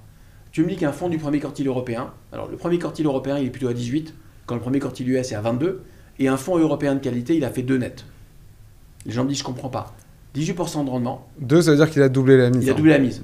Les gens me disent, il a doublé la mise en 10 ans ? Non. En moyenne, le capital a travaillé pendant 5 ans. Qu'est-ce qui est très compliqué en private equity ? C'est évidemment de livrer 13, voire 22, mais surtout de faire travailler ton capital tout le temps. Ouais. Bon. Alors là, on va rentrer dans un autre concept que tu as un peu introduit. En fait, si tu sais piloter ton portefeuille de private equity, tu peux faire non pas une machine à TRI, mais une machine à multiples. J'explique ? Ah oui, avec plaisir. C'est très important. Non, parce que tu parlais d'opportunités nouvelles que le private equity offre. Mais si je peux me permettre de réintroduire un tout petit peu le sujet, c'est la planification patrimoniale et pas la gestion patrimoniale. Et je pense que c'est quelque chose qui est globalement méconnu en France parce que c'était quand même un sujet qui était délégué 100% à l'État, puisqu'en fait l'État gérait les retraites. Donc c'est un terme qu'on n'utilise même pas, la planification patrimoniale. Et donc vous l'avez repensé avec les actifs non cotés. En fait, quand tu regardes aux États-Unis, à quoi ça sert le private equity ? Qui utilise le private equity et pourquoi ? C'est intéressant. Les caisses de retraite. Les fonds de pension, les caisses de retraite. Pour servir quoi ? Des retraites. Qu'est-ce qu'ils font ? Eh bien, ils ont un modèle actuariel extrêmement clair. Quand ils font toute une série de fonds, les uns après les autres, à un moment, les distributions des fonds passés alimentent les appels futurs. À un moment, ils sont en autofinancement et ils servent des dividendes, des rentes, même si je suis critiqué pour utiliser ce terme, ils vont servir des rentes à leurs administrés, parce qu'à un moment, c'est tellement gros les programmes de mutualisation de moyenne que ça devient statistique. Et à un moment, quand tu pilotes des engagements multiples, tu vas être capable de servir des revenus complémentaires, voire des rentes. C'est le mécanisme des fonds de pension dans des pays où la retraite par capitalisation a été mise en place. C'est l'Amérique du Nord, c'est les pays scandinaves, c'est la Hollande. Dans ces pays-là, le moteur de performance de la retraite, c'est le private equity. Bon. Et nous, on s'est dit quoi? Alors, sauf qu'un fonds de pension, il pilote 10, 15, 20, 30 milliards en PE. Est-ce que nous, on ne pourrait pas, et là c'est Altaroc 2.0, aider la même Madame Martin à gérer une... Chanceuse. la construction patrimoniale à partir de quelques centaines de milliers d'euros. Et en fait, on s'est dit avec Maurice, on aimerait créer un fonds de pension personnalisé pour la même Madame Martin, simple, digital, ultra diversifié. Et là, c'est la planification patrimoniale. Et donc, là, on a mis en place un système qu'on a appelé REUP. Et en fait, on a montré à nos partenaires CGP comment, en utilisant des engagements successifs dans nos millésimes, on pouvait piloter ces cash flows à long terme. Et comment on pouvait choisir différentes stratégies patrimoniales. Je prends un exemple. La même Madame Martin, elle peut avoir 2 ambitions qui n'ont rien à voir. Elle peut te dire, je suis partenaire dans une firme d'audit. Ouais. Allez, j'ai 55 ans, je suis partenaire dans une firme d'audit. Dans 10 ans, je vais partir à la retraite. Ça m'intéresserait d'avoir un revenu complémentaire de 65 000 euros net d'impôts dans 10 ans. Écoute-moi bien, tous les ans forever. Est-ce qu'il y a une construction patrimoniale à base de briques PE qui peut servir cette ambition patrimoniale? Oui. Oui, c'est possible. Ça s'appelle un fonds de pension, madame. Alors, nous, ce qu'on a fait... comment ça marche? Alors, je vais expliquer comment ça marche, mais avant, je vais te donner un autre exemple. Parce que la même Madame Martin peut nous poser une autre question. En fait, la rente, entre guillemets, le revenu complémentaire, ça ne m'intéresse pas. Moi, ce que j'aimerais, alors mettons que cette Madame Martin, elle ait vendu sa boîte, elle a vendu une boîte de logiciels magnifique, 30 millions, extraordinaire, et elle se dit, en fait, j'aimerais transmettre à mes petits-enfants, dans 20 ans, parce qu'ils sont jeunes, je veux pas de cash dans l'intervalle parce que ça va les polluer, j'aimerais transmettre, je sais pas, 2 millions à chacun, j'en ai 3, ça fait 6 millions. Mais je veux pas de distribution. En fait, ce qu'elle veut, c'est du capital. C'est un endowment fund. C'est un fonds de dotation. C'est exactement ce que fait le fonds de dotation des grandes facs américaines. Moteur PE à 60%. Et donc, en fait, dans Altaroc 2.0... 60% dans les fonds de fac américaines? Bien sûr, en PE. 60% de leur allocation, c'est du PE? Tu sais pourquoi? Non, je savais pas ça. Parce qu'ils n'ont pas besoin de ce capital, ils n'ont pas d'enjeu de liquidité, okay. Ils ont un objectif d'optimisation en capi. Donc là, tu vois qu'on a 2 stratégies patrimoniales possibles. Dans un cas, je veux un revenu complémentaire, voire une rente, une retraite en fait. Dans l'autre cas, je veux un capital maximum à horizon fixe. Moi, j'appelle ça distribution capitalisation. Si tu veux. Et la question, c'est comment me bâtir une stratégie patrimoniale PE pour servir ces 2 ambitions. Donc, Altaroc 2.0, d'abord, c'est une réflexion actuarielle d'Instit. Okay. C'est un logiciel qu'on a donné à nos partenaires CGP pour être capable de co-construire avec le client ou la cliente en fonction de ses ambitions patrimoniales, de sa durée, de ses ambitions, voire de sa fiscalité, la solution adaptée. Et donc, à partir de combien on peut faire un re-up du coup? À partir de combien on peut construire ça? Pour faire un re-up, si, mais tu as raison. Pour faire un re-up très efficace, ton fonds de pension, il faut être capable d'engager 300 000 euros sur 6 ans. Okay. Ça veut dire à peu près 50 000 euros par an. Avec ça, tu te construis un système, je fais attention à ce que je dis, de quasi-retraite. C'est ton fonds de pension personnalisé. Tu auras 1 millésime Altaroc par an tous les ans pendant 10 ans. Au bout de 6 ans, tu es appelé à 300 000 euros. Au bout de 6 ans, tu n'as pas 6 fonds, tu as 6 x 6, 36 fonds.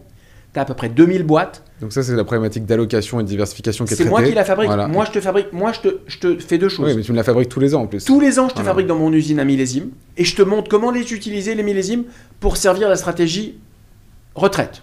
Mais je peux aussi, à partir de la même brique millésimée, te faire une autre co sur l'usage pour servir une stratégie dotation en capital, endowment fund. Okay. Donc, la révolution Altaroc 2.0, c'est de se dire en fait, le client ou la cliente, en fait, on ne va plus lui vendre du private equity. On va l'aider à résoudre une stratégie patrimoniale à base de private equity. Et là, franchement, aujourd'hui, même parmi les banques privées les plus sophistiquées au monde, je n'en connais pas qui abordent le sujet comme un instit l'aborde, qui est de dire, en fait, beaucoup d'entre elles, elles vendent du PE. Elles vendent un feeder, elles vendent un fonds. Nous, on ne vend pas de fonds. Altaroc 2.0, on essaye de co-construire avec le CGP ou le banquier privé une solution pour son client privé. De planification patrimoniale. De planification patrimoniale à base de briques PE. Alors, on ne fait pas tout. Je me permets de t'interrompre à nouveau, mais pour moi, ça, c'est ce qui m'a intéressé en fait dans votre offre. Honnêtement, nous, votre offre, on la connaissait. On a mis aussi un temps à la référencer. Pourquoi? Parce qu'on aimait bien choisir ou essayer de choisir des petites pépites. Tu l'as compris, on essaie de faire un travail de sélection et de s'intéresser à la classe d'actifs. Et je pense que c'est là que vous distinguez, c'est justement par cette approche de planification patrimoniale. Et là, là où vous garantissez aussi un peu l'exécution, c'est dans justement les appels de fonds programmés, donc cette notion d'abonnement. Moi, si je devais reconstituer ça sur mon florilège de fonds sélectionnés, ça serait très compliqué. Il faudrait que je vienne être capable de compenser mes clients. Tu ne pourras pas piloter. Voilà. Non, mais c'est une promesse qui n'est pas tenable. Voilà. Mais elle n'est pas tenable, mais c'est très important. Pourquoi on peut tenir cette promesse de planification? Parce que déjà, la brique Alteroc, c'est un millésime diversifié. Déjà, la brique Alteroc, elle a un modèle de cash flow qu'on peut prévoir. Donc, tu ne peux pas prévoir des cash flows sur la durée si sur ta brique de base, tu ne peux pas piloter les cash flows. La vérité, quand tu fais un fonds de PE, tu pilotes rien. Tu ne sais pas quand le gérant va t'appeler et tu ne sais pas quand il va distribuer. Donc, tu ne peux pas planifier. Par contre, quand tu as déjà un fonds de fonds, tu peux planifier. Mais quand tu as un portefeuille de fonds de fonds... Pas possible. Si, c'est que nous, en fait, on a une moyenne de moyenne de moyenne. Donc, en fait, on a créé un système d'abonnement de cash flow. Donc, en fait, on est capable, par notre fabrication, par notre usine de millésimes annuels, de construire un système qui permet à toi de planifier avec ton client ou ta cliente son ambition patrimoniale en brique PE. Bon, et à quand le simulateur Re-Up sur la plateforme de Colbert alors? Alors, tu sais que ce simulateur de private equity, qui est... On a recruté un garçon qui s'appelle Louis Flamand, qui est le nouveau patron des investissements d'Altaroc. Alors au début, c'est Maurice et moi, Eric et Dimitri qui faisions le travail. Et là, Louis nous a rejoint il y a un an. Louis, pour donner une petite idée, Louis, il était pendant 8 ans le patron mondial du private equity au sein de la banque privée d'UBS, qui est la plus grande banque privée au monde. Et puis pendant 7 ans, il a été le responsable du private equity Europe-Asie de MetLife. Donc il pilotait un portefeuille d'à peu près 30 milliards en PE. Bon. Louis te dit aujourd'hui, la plus grande innovation d'Altaroc, c'est Re-Up. Pourquoi il dit ça? Pourquoi il dit ça? Alors il te dit, les millésimes Altaroc sont magnifiques. Mais c'est surtout le fait d'avoir pu créer son fonds de pension personnel à 300 000 € qui est une révolution. C'est simple, c'est digital, c'est transparent. En plus, on sert des tonnes de contenu. Et Louis dit, le simulateur Re-Up, c'est modèle actuariel d'un instit pour 300 000 € sur 6 ans. Magnifique. Alors après... Bientôt sur Colbert, c'est magnifique. Hein. Là, du coup, ça serait super, ça. Toi, tu sais l'utiliser. Ouais. Tu t'es... Mes clients aussi, ils ont des têtes bien faites. Hein. Mais Alors, on a des clients qui, à côté de leur conseiller, jouent avec. Ouais. On a des clients qui ont changé de stratégie patrimoniale en voyant ce que le modèle peut faire. Parce que on a plein d'optionnalités dans ce simulateur et tu comprends beaucoup mieux comment ton business plan de cash flow se forme, comment ton portefeuille se forme. On a des clients qui sont venus voir leur CGP en disant j'aimerais investir ça, mais qui n'avaient pas du tout compris la différence entre l'engagement et le capital au travail, l'engagement et le capital au travail et les cash flows. Et là, notre modèle holistique permet de mieux comprendre ce qu'on co-construit. Est-ce que tu peux nous donner un exemple chiffré au moins avant qu'on fasse cette belle annonce commune en mobilisant du coup ces 300 000 € sur 6 ans? Qu'est-ce que ça me donne en argent? Parce que parfois les pourcentages, ça parle pas très concrètement à tout le monde. Au bout de 20 ans, en ayant mobilisé ces 300 000 € sur 6 ans, je m'attends à quoi? Alors, juste aussi, tu peux en même temps préciser millésime. Est-ce que c'est encore pour l'analogie avec le vin ou millésime, ça a vraiment une réalité quand tu parles de fonds, j'imagine, qui ont performé? Alors millésime, c'est le terme de l'industrie du private equity, c'est intéressant. En anglais, vintage. C'est une vraie analogie avec le vin parce qu'en fait, c'est un cru. C'est vraiment un cru. Donc ça veut dire que tous les fonds dans notre portefeuille... Le millésime, c'est le portefeuille qu'on lève chaque année. D'accord? Dans ce portefeuille, il y a 6 gérants, 6 fonds qui eux-mêmes lèvent dans l'année. Donc en fait, le cru, c'est le repère de l'industrie du private equity. Beaucoup d'analogies avec le vin. C'est pas un hasard. Donc, avec les grands vins d'ailleurs. Donc, chaque année, on lève un millésime. On en a le 4e millésime.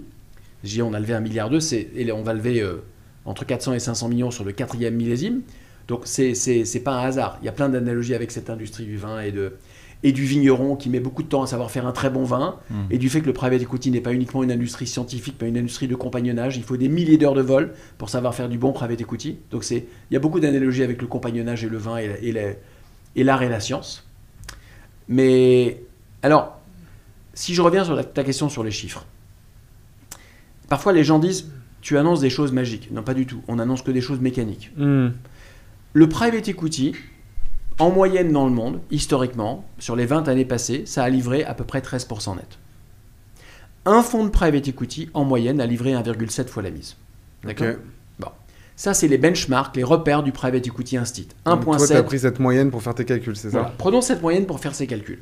Mais souviens-toi, quand je fais un fonds de PE ou un fonds de PE, 13% net et 1,7, en général, je vais être appelé, alors quand c'est du Altaroc, je vais être appelé à 20% par an pendant 5 ans. Donc quand j'engage 100, je vais être appelé à 20 par an pendant 5 ans. Et les distributions, elles arrivent à partir de l'année 4. Ouais. En moyenne, tu vas recevoir 10 en année 4, 10 en année 5, 40 en année 6 et en année 7. Donc tu as récupéré ta mise en fin d'année 7 et ta plus-value, tu l'as fait 25, 25, 20 en année 8, 9, 10. Ok.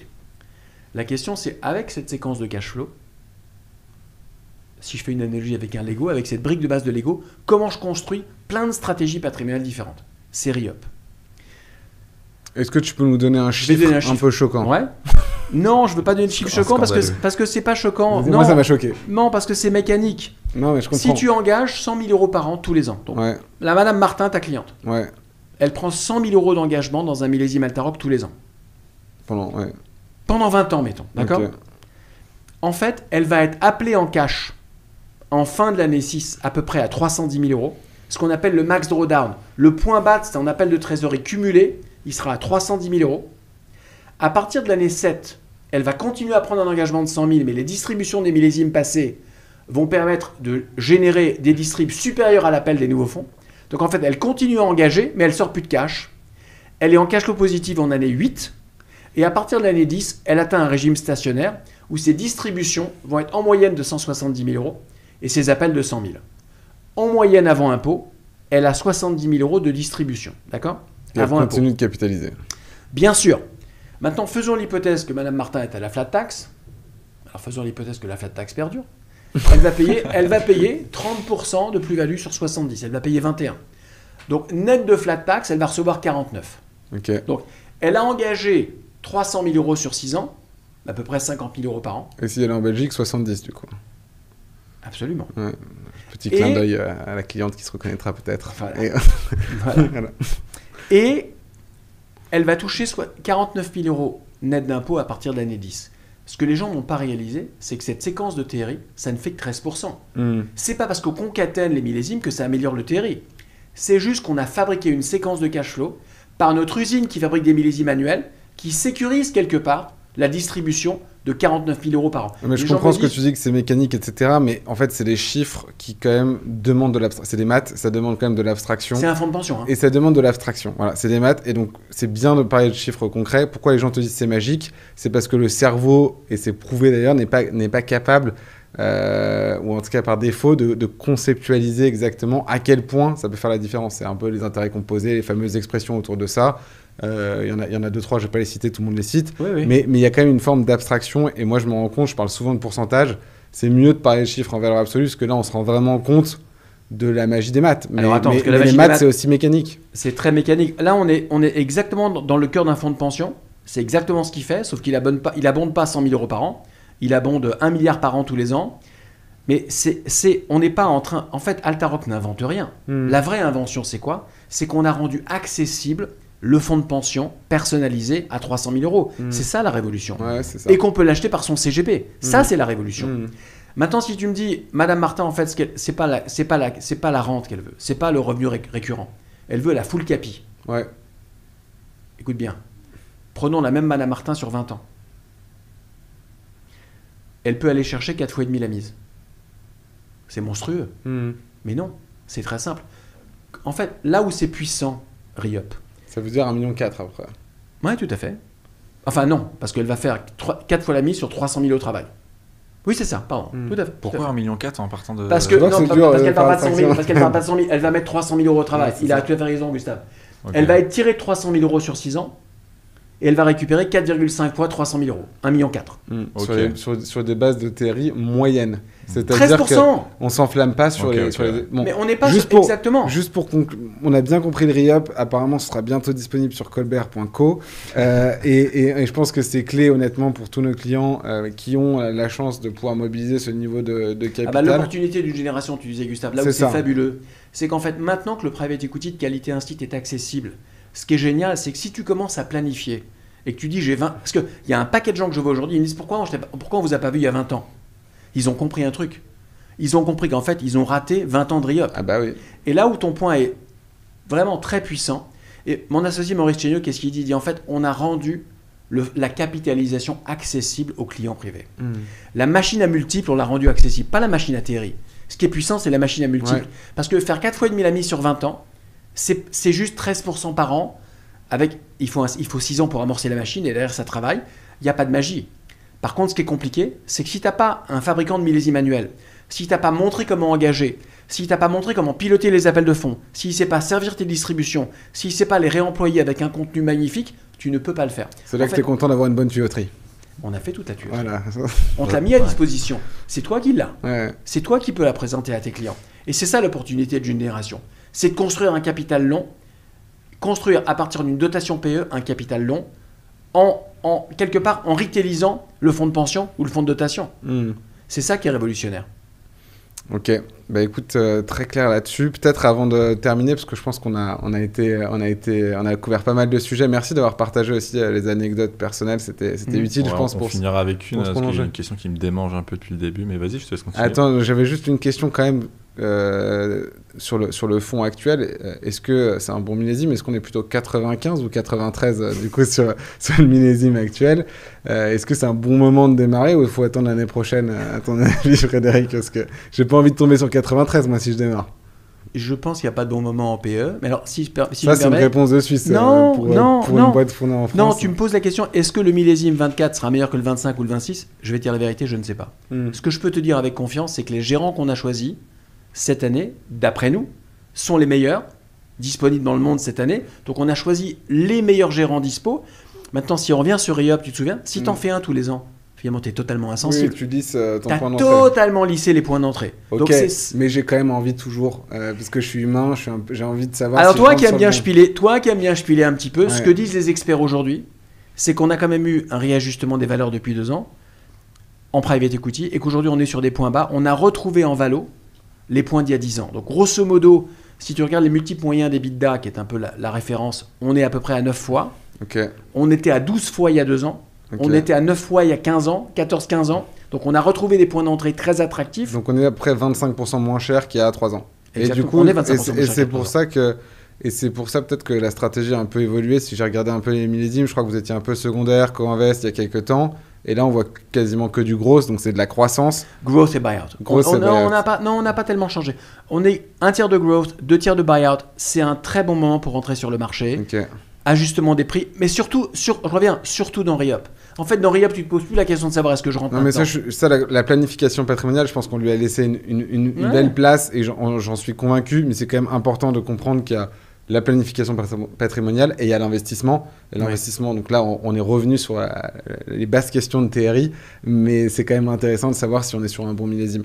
Moi, j'ai regardé un petit peu avant de venir, juste il y a un fonds qui m'a interpellé, c'est le Vitruvian avec le Unicorn Farmer qui est son fondateur, je crois, qui a cette réputation. Est-ce que tu peux nous dire juste 2-3 mots sur l'un de ces fonds du coup sélectionnés?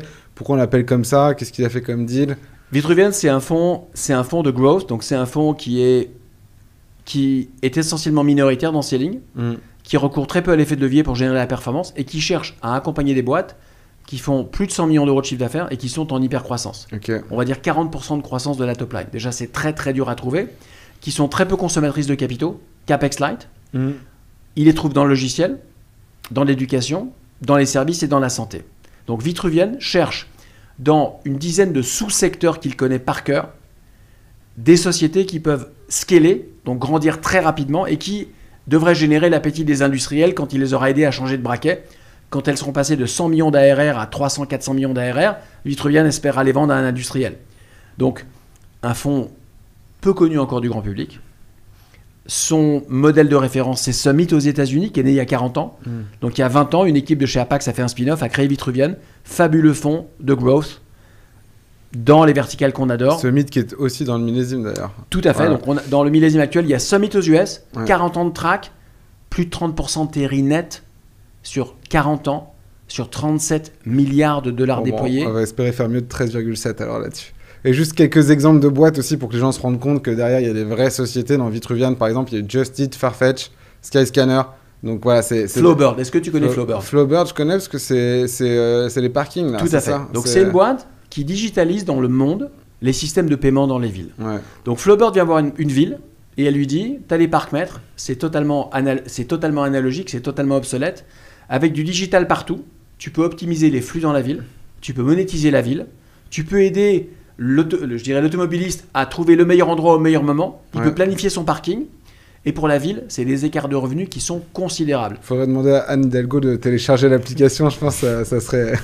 Elle la cherche désespérément. Parce qu'un des grands thèmes d'investissement de Vitruvian, c'est la city digitale, la ville digitale. Flowbird, c'est le numéro 1 mondial du paiement digital dans les villes. Et en fait, il apporte à des villes des solutions digitales de paiement pour gérer la mobilité. On traque les flux aussi, j'imagine. On traque tout. Tout. Et tu n'as plus besoin de rien. Ok. Non, mais c'est passionnant de voir qu'il y a des vraies entreprises. À la fin, on a parlé beaucoup de chiffres, de finances, etc. Mais à la fin, c'est des vraies entreprises. La différence du private equity aussi avec les public equity, c'est que l'argent que vous versez, il va effectivement sur les comptes de ces entreprises-là et qu'elles investissent, elles, dans leur développement pour se développer. Donc, je pense que c'est un point peut-être que tout le monde n'a pas en tête. Fondamental. Et il y a des entrepreneurs et des équipes de management. Et un des grands sujets d'Altaroc, parce que c'est notre passion, c'est de raconter où va le capital. Avec qui, à côté de qui. On produit 150 vidéos par an où on va aller filmer les partenaires des fonds, les patrons des boîtes, qui nous racontent comment ils travaillent, comment ils font travailler le capital, qu'est-ce qu'ils font du capital, qu'est-ce qui se passe dans ces ETI fantastiques. Donc, parce que moi, je pense, on parlait de sens tout à l'heure avec Lucas, je pense qu'une des raisons qui motive aussi l'investisseur aujourd'hui, New Gen, à investir en private equity, c'est de comprendre où va son capital, comment il est investi, est-ce qu'il respecte les critères qu'on s'était fixés. Et cette transparence dans l'investissement, ça fait aussi partie de la proposition de valeur retail que nous, on essaie d'apporter. Ok. Justement, je pense que ça me permet de finir avec la question qui me démange. C'est que tu dis qu'il y a tout cet aspect pédagogie, mais dans tous les contenus que moi j'ai consommés sur le PE depuis des mois, voire quelques années maintenant, on entend toujours la même phrase, c'est la meilleure classe d'actifs des 25, 15, 20 dernières années. C'est quoi les cas où ça va pas? Tu dis que le risque équipe, dans une autre interview, tu avais dit que le risque équipe, c'était le plus gros risque pour le PE. C'est quoi un fonds de PE où ça fonctionne pas, où ça foire complètement Alors quand on dit que c'est la meilleure classe d'actifs historique, il faut faire très attention. Il y a des contraintes qui vont à côté de ça. Ouais. C'est pas la meilleure. Il n'y a rien de gratuit dans les marchés financiers. Ouais, mais c'est vraiment une phrase réchauffée un peu. On voit partout. Non, mais on ne le dit pas comme ça. On dit qu'il y a des contraintes qui vont avec. Il faut investir sur des durées longues. Ouais. C'est très important. Donc si tu veux faire des retours à 3, 4, 5 ans, ça ne marchera pas. Le système de private equity n'est pas fait pour ça. Donc déjà, c'est de l'investissement long. Maintenant, est-ce que tu peux perdre de l'argent en private equity? Bien sûr, tu peux. Est-ce qu'il y a des fonds? Alors, la question c'est, en moyenne, l'industrie a livré 13% par an tous les ans pendant 20 ans. Ouais. Autour de la moyenne, est-ce qu'il y a des gros écarts types? Oui. Donc là, tu soulèves un point fondamental. Contrairement au marché action, où tu n'as pas de gros écarts de performance entre un index et un fonds de gestion dynamique active, tu n'as pas un gros écart. Pourquoi les index collectent comme des fous? Parce que c'est pas cher. Et parce qu'en général, ça ne fait pas tellement moins bien ni mieux que des portefeuilles dynamiques, voire souvent mieux. Malheureusement, souvent mieux. Ouais. Souvent mieux, ok? Donc ça a créé une nouvelle industrie des index. En private equity, ce n'est pas du tout le cas. Je te prends un exemple. La moyenne du private equity mondial, 13,4. Premier quartile, 22. Sur 20 ans tous les ans. Tu as 900 bips d'écart. C'est monstrueux. Un très bon fonds côté dynamique, s'il bat l'index de 150 bips par an pendant 3 ans, c'est un fonds star absolu. En PE, un fonds premier quartile, il est à 22. Un fonds premier décile, donc les 10% d'émergents, il est à 30 net. Donc là, il y a un grand sujet. Et alors attention, ça c'est la perf passée. Est-ce que j'investis dans un portefeuille de gérants dont la perf historique est dingue? Est-ce que j'ai la conviction qu'ils peuvent la répliquer? Donc tu as un vrai écart type. Le bas du troisième quartile, c'est plutôt 6-7. Alors le bas du quatrième quartile, tu ne vas pas aimer. Il y en a qui perdent de l'argent. Donc il y a des fonds qui perdent de l'argent, pas beaucoup d'argent. Mais tu ne penses pas qu'il manque du coup peut-être un peu de pédagogie là-dessus sur le fait que justement c'est ultra risqué et que c'est dit quand même, non? C'est pas dit que c'est risqué? Quand tu permets, quand on dit que c'est risqué, je voudrais expliquer. Quand tu dis qu'en moyenne l'industrie a livré 13% par an tous les ans pendant 20 ans, en fait, où est le risque? Le vrai risque, c'est d'être collé en fait. Le vrai risque intrinsèque du private equity, c'est l'illiquidité. Il faut accepter, le client doit accepter quand il investit dans un fonds de PE, Altaroc pareil, qu'il ne retrouvera pas son capital avant 7 ans. C'est ça le risque. Donc c'est-à-dire que si tu l'as mal conseillé et qu'il s'est dit j'ai adoré ce qu'a dit Frédéric, 13% ça me va bien, je veux m'acheter une maison dans 3 ans, j'investis dans du private equity, ça ne va pas marcher. C'est du mis-selling. Le vrai risque, c'est d'une bonne adéquation ou une mauvaise adéquation entre l'horizon du PE et l'horizon de ton client. C'est ça le vrai risque. Mon point de vue. C'était important de le clarifier quand même, je pense. Bien sûr. C'est vrai qu'on n'entend pas beaucoup. Ok, est-ce qu'on clôture doucement, peut-être du coup avec ces deux questions pour finir. Donc, la la question Winnie l'ourson et la question trash. La question Winnie l'ourson, c'est quoi ton concurrent que tu préfères?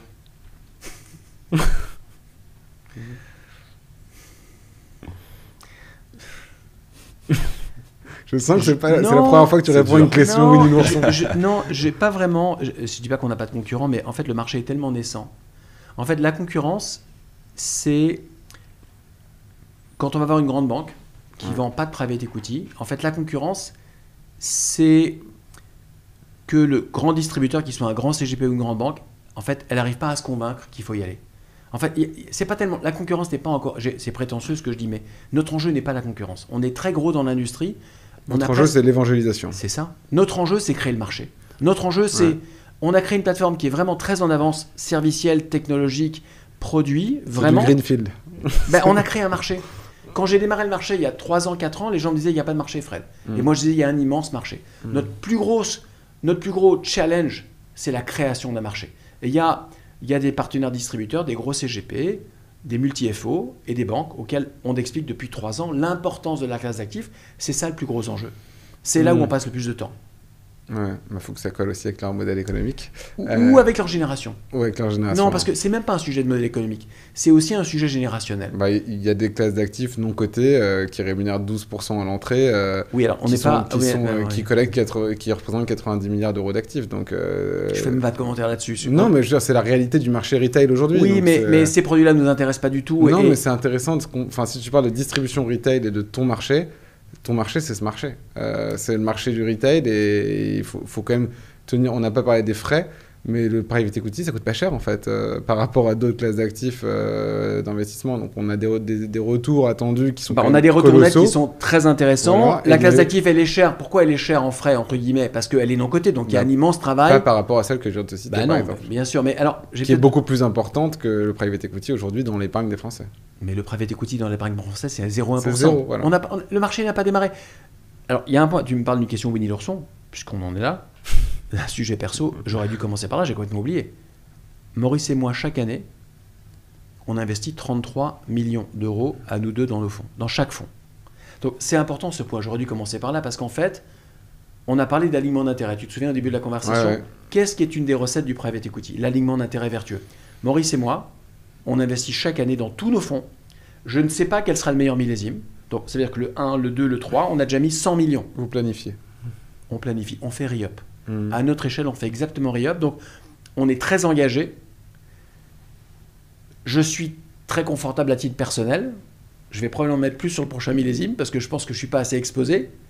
Donc, on est très, très, très convaincu de ce qu'on fait. Ok, donc ça, c'était la question Winnie l'ourson. Et la question trash, c'est quoi le pire concurrent que tu as selon toi? Le plus mauvais? Ou l'offre qui se veut la plus proche de la tienne et toi c'est... Ou l'ennemi, le némésis, ça peut être plein de choses. Alors je vais te dire, quand j'ai démarré il y a, on va dire 3 ans et demi, sans être prétentieux, on n'avait pas de concurrent. Parce que le marché n'existait pas, il fallait le créer. On a un peu ouvert la voie. On a collecté 1,2 milliard en moins de 3 ans, c'est quand même beaucoup. On a pratiquement 8000 clients privés, franchement c'est colossal. Et on est très engagé, ça se voit peut-être pas, mais on est sur la route. Je suis sur la route tout le temps. L'équipe commerciale est sur la route tout le temps. Et on a fait des émules. Certains amis à moi sont devenus, qui étaient très intimes avec moi, qui ne croyaient pas du tout à ce que je racontais il y a 3 ans, sont devenus des petits concurrents. D'accord. Et ils copient ce qu'on fait. Mais ils n'ont pas compris une chose. C'est le besoin d'une dimension industrielle dans ce qu'on fait. En fait, il y a plein de difficultés dans ce qu'on fait. C'est compliqué de choisir les fonds. C'est compliqué de construire les portefeuilles. C'est très compliqué de collecter. Mais c'est aussi très compliqué de servir et d'administrer. C'est très compliqué de produire des contenus. J'ai l'impression que tu as un playbook, toi. Pour revenir je pense qu'à ça. Au départ. Non, mais je veux dire, je ne pense qu'à ça. L'équipe d'Altaroc, elle est habitée par ce qu'elle fait. On est 70 personnes. Elle est passionnée. Elle est habitée. C'est une vraie équipe d'entrepreneurs. Et comme on crée un nouveau marché, eh bien, chaque jour, on essaye d'inventer quelque chose de nouveau. On a inventé l'abonnement il y a 3 ans. On a inventé le millésime mondial clé en main à 100 000 euros. Alors, je ne t'ai pas tout raconté parce qu'on a fait un site très très riche sur le private equity. Tu as des contenus sur notre site que tu trouves nulle part ailleurs. 150 vidéos par an. On a créé, ça va te faire rire, on a créé une émission sur BFM Business. Excellente chaîne. Voilà. Comment? Qui s'appelle Inside Private Equity. Ok. Prime time, 2 heures par mois retransmises 3 fois. Pourquoi on l'a faite? Pour éduquer sur la classe d'actifs. Ce n'est pas une émission de pub Alteroc.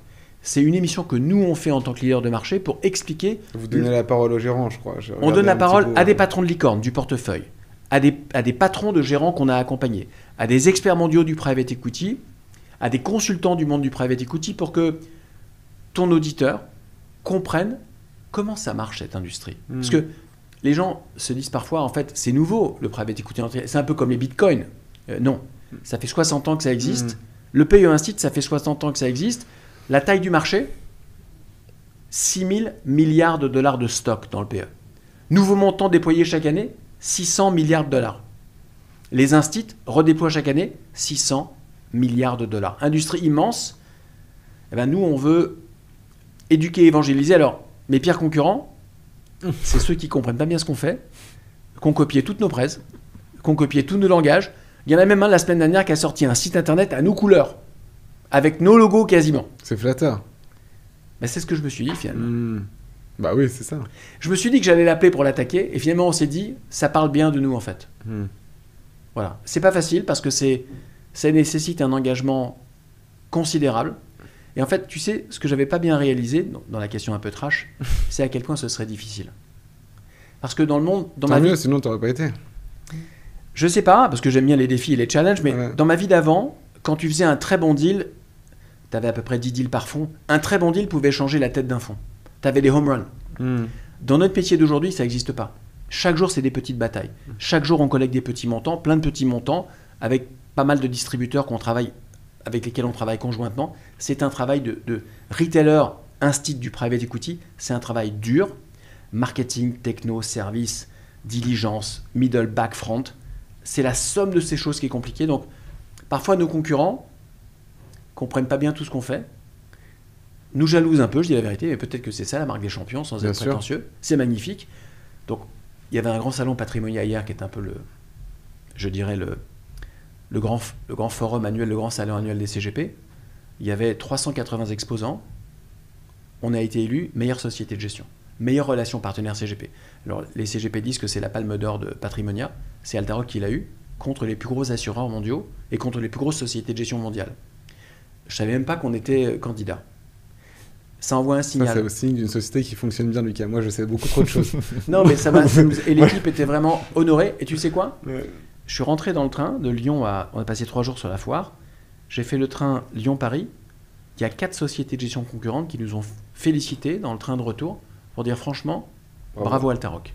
Et ça, je n'avais pas réalisé à quel point c'est dur ce qu'on fait. Franchement, c'est une vraie réponse Winnie l'ourson à ma question trash. Excuse-moi, Frédéric, hein. excuse-moi. Bon, ok, bravo pour ça. En tout cas, bravo pour l'explication sur re-up, cette planification patrimoniale. Honnêtement, pour moi, c'est vraiment clé. Et je pense que ça va être, pour Colbert aussi, à notre échelle, un vrai changement dans notre offre et une vraie amélioration de notre offre pour nos clients. Donc, on est très content aussi, à travers ce podcast, d'annoncer notre partenariat avec Alteroc. Et on espère être des distributeurs clés qui pourront plébisciter votre service demain. Donc, merci encore pour l'invitation. Merci pour l'échange, parce que ça permet de mieux comprendre tout l'écosystème. Ouais, effectivement. Donc, merci pour tout ça. Vous allez pouvoir retrouver Alteroc du coup sur notre plateforme avec nos conseillers en direct et peut-être bientôt suspense en direct le simulateur re-up sur la plateforme. Je suis en négociation, vous l'avez compris, malgré les caméras et malgré le micro, Frédéric a pas lâché, mais on va tout faire pour et je pense que ça peut être un bon outil aussi parce que sur la plateforme Colbert que tu auras peut-être l'occasion de découvrir, il y a tout un tas d'outils pour aider à la planification, à la gestion patrimoniale, dans lesquels on est aussi très engagé chez Colbert. Donc, merci Frédéric, merci Lucas. Merci messieurs. Et à bientôt du coup sur la plateforme. À bientôt.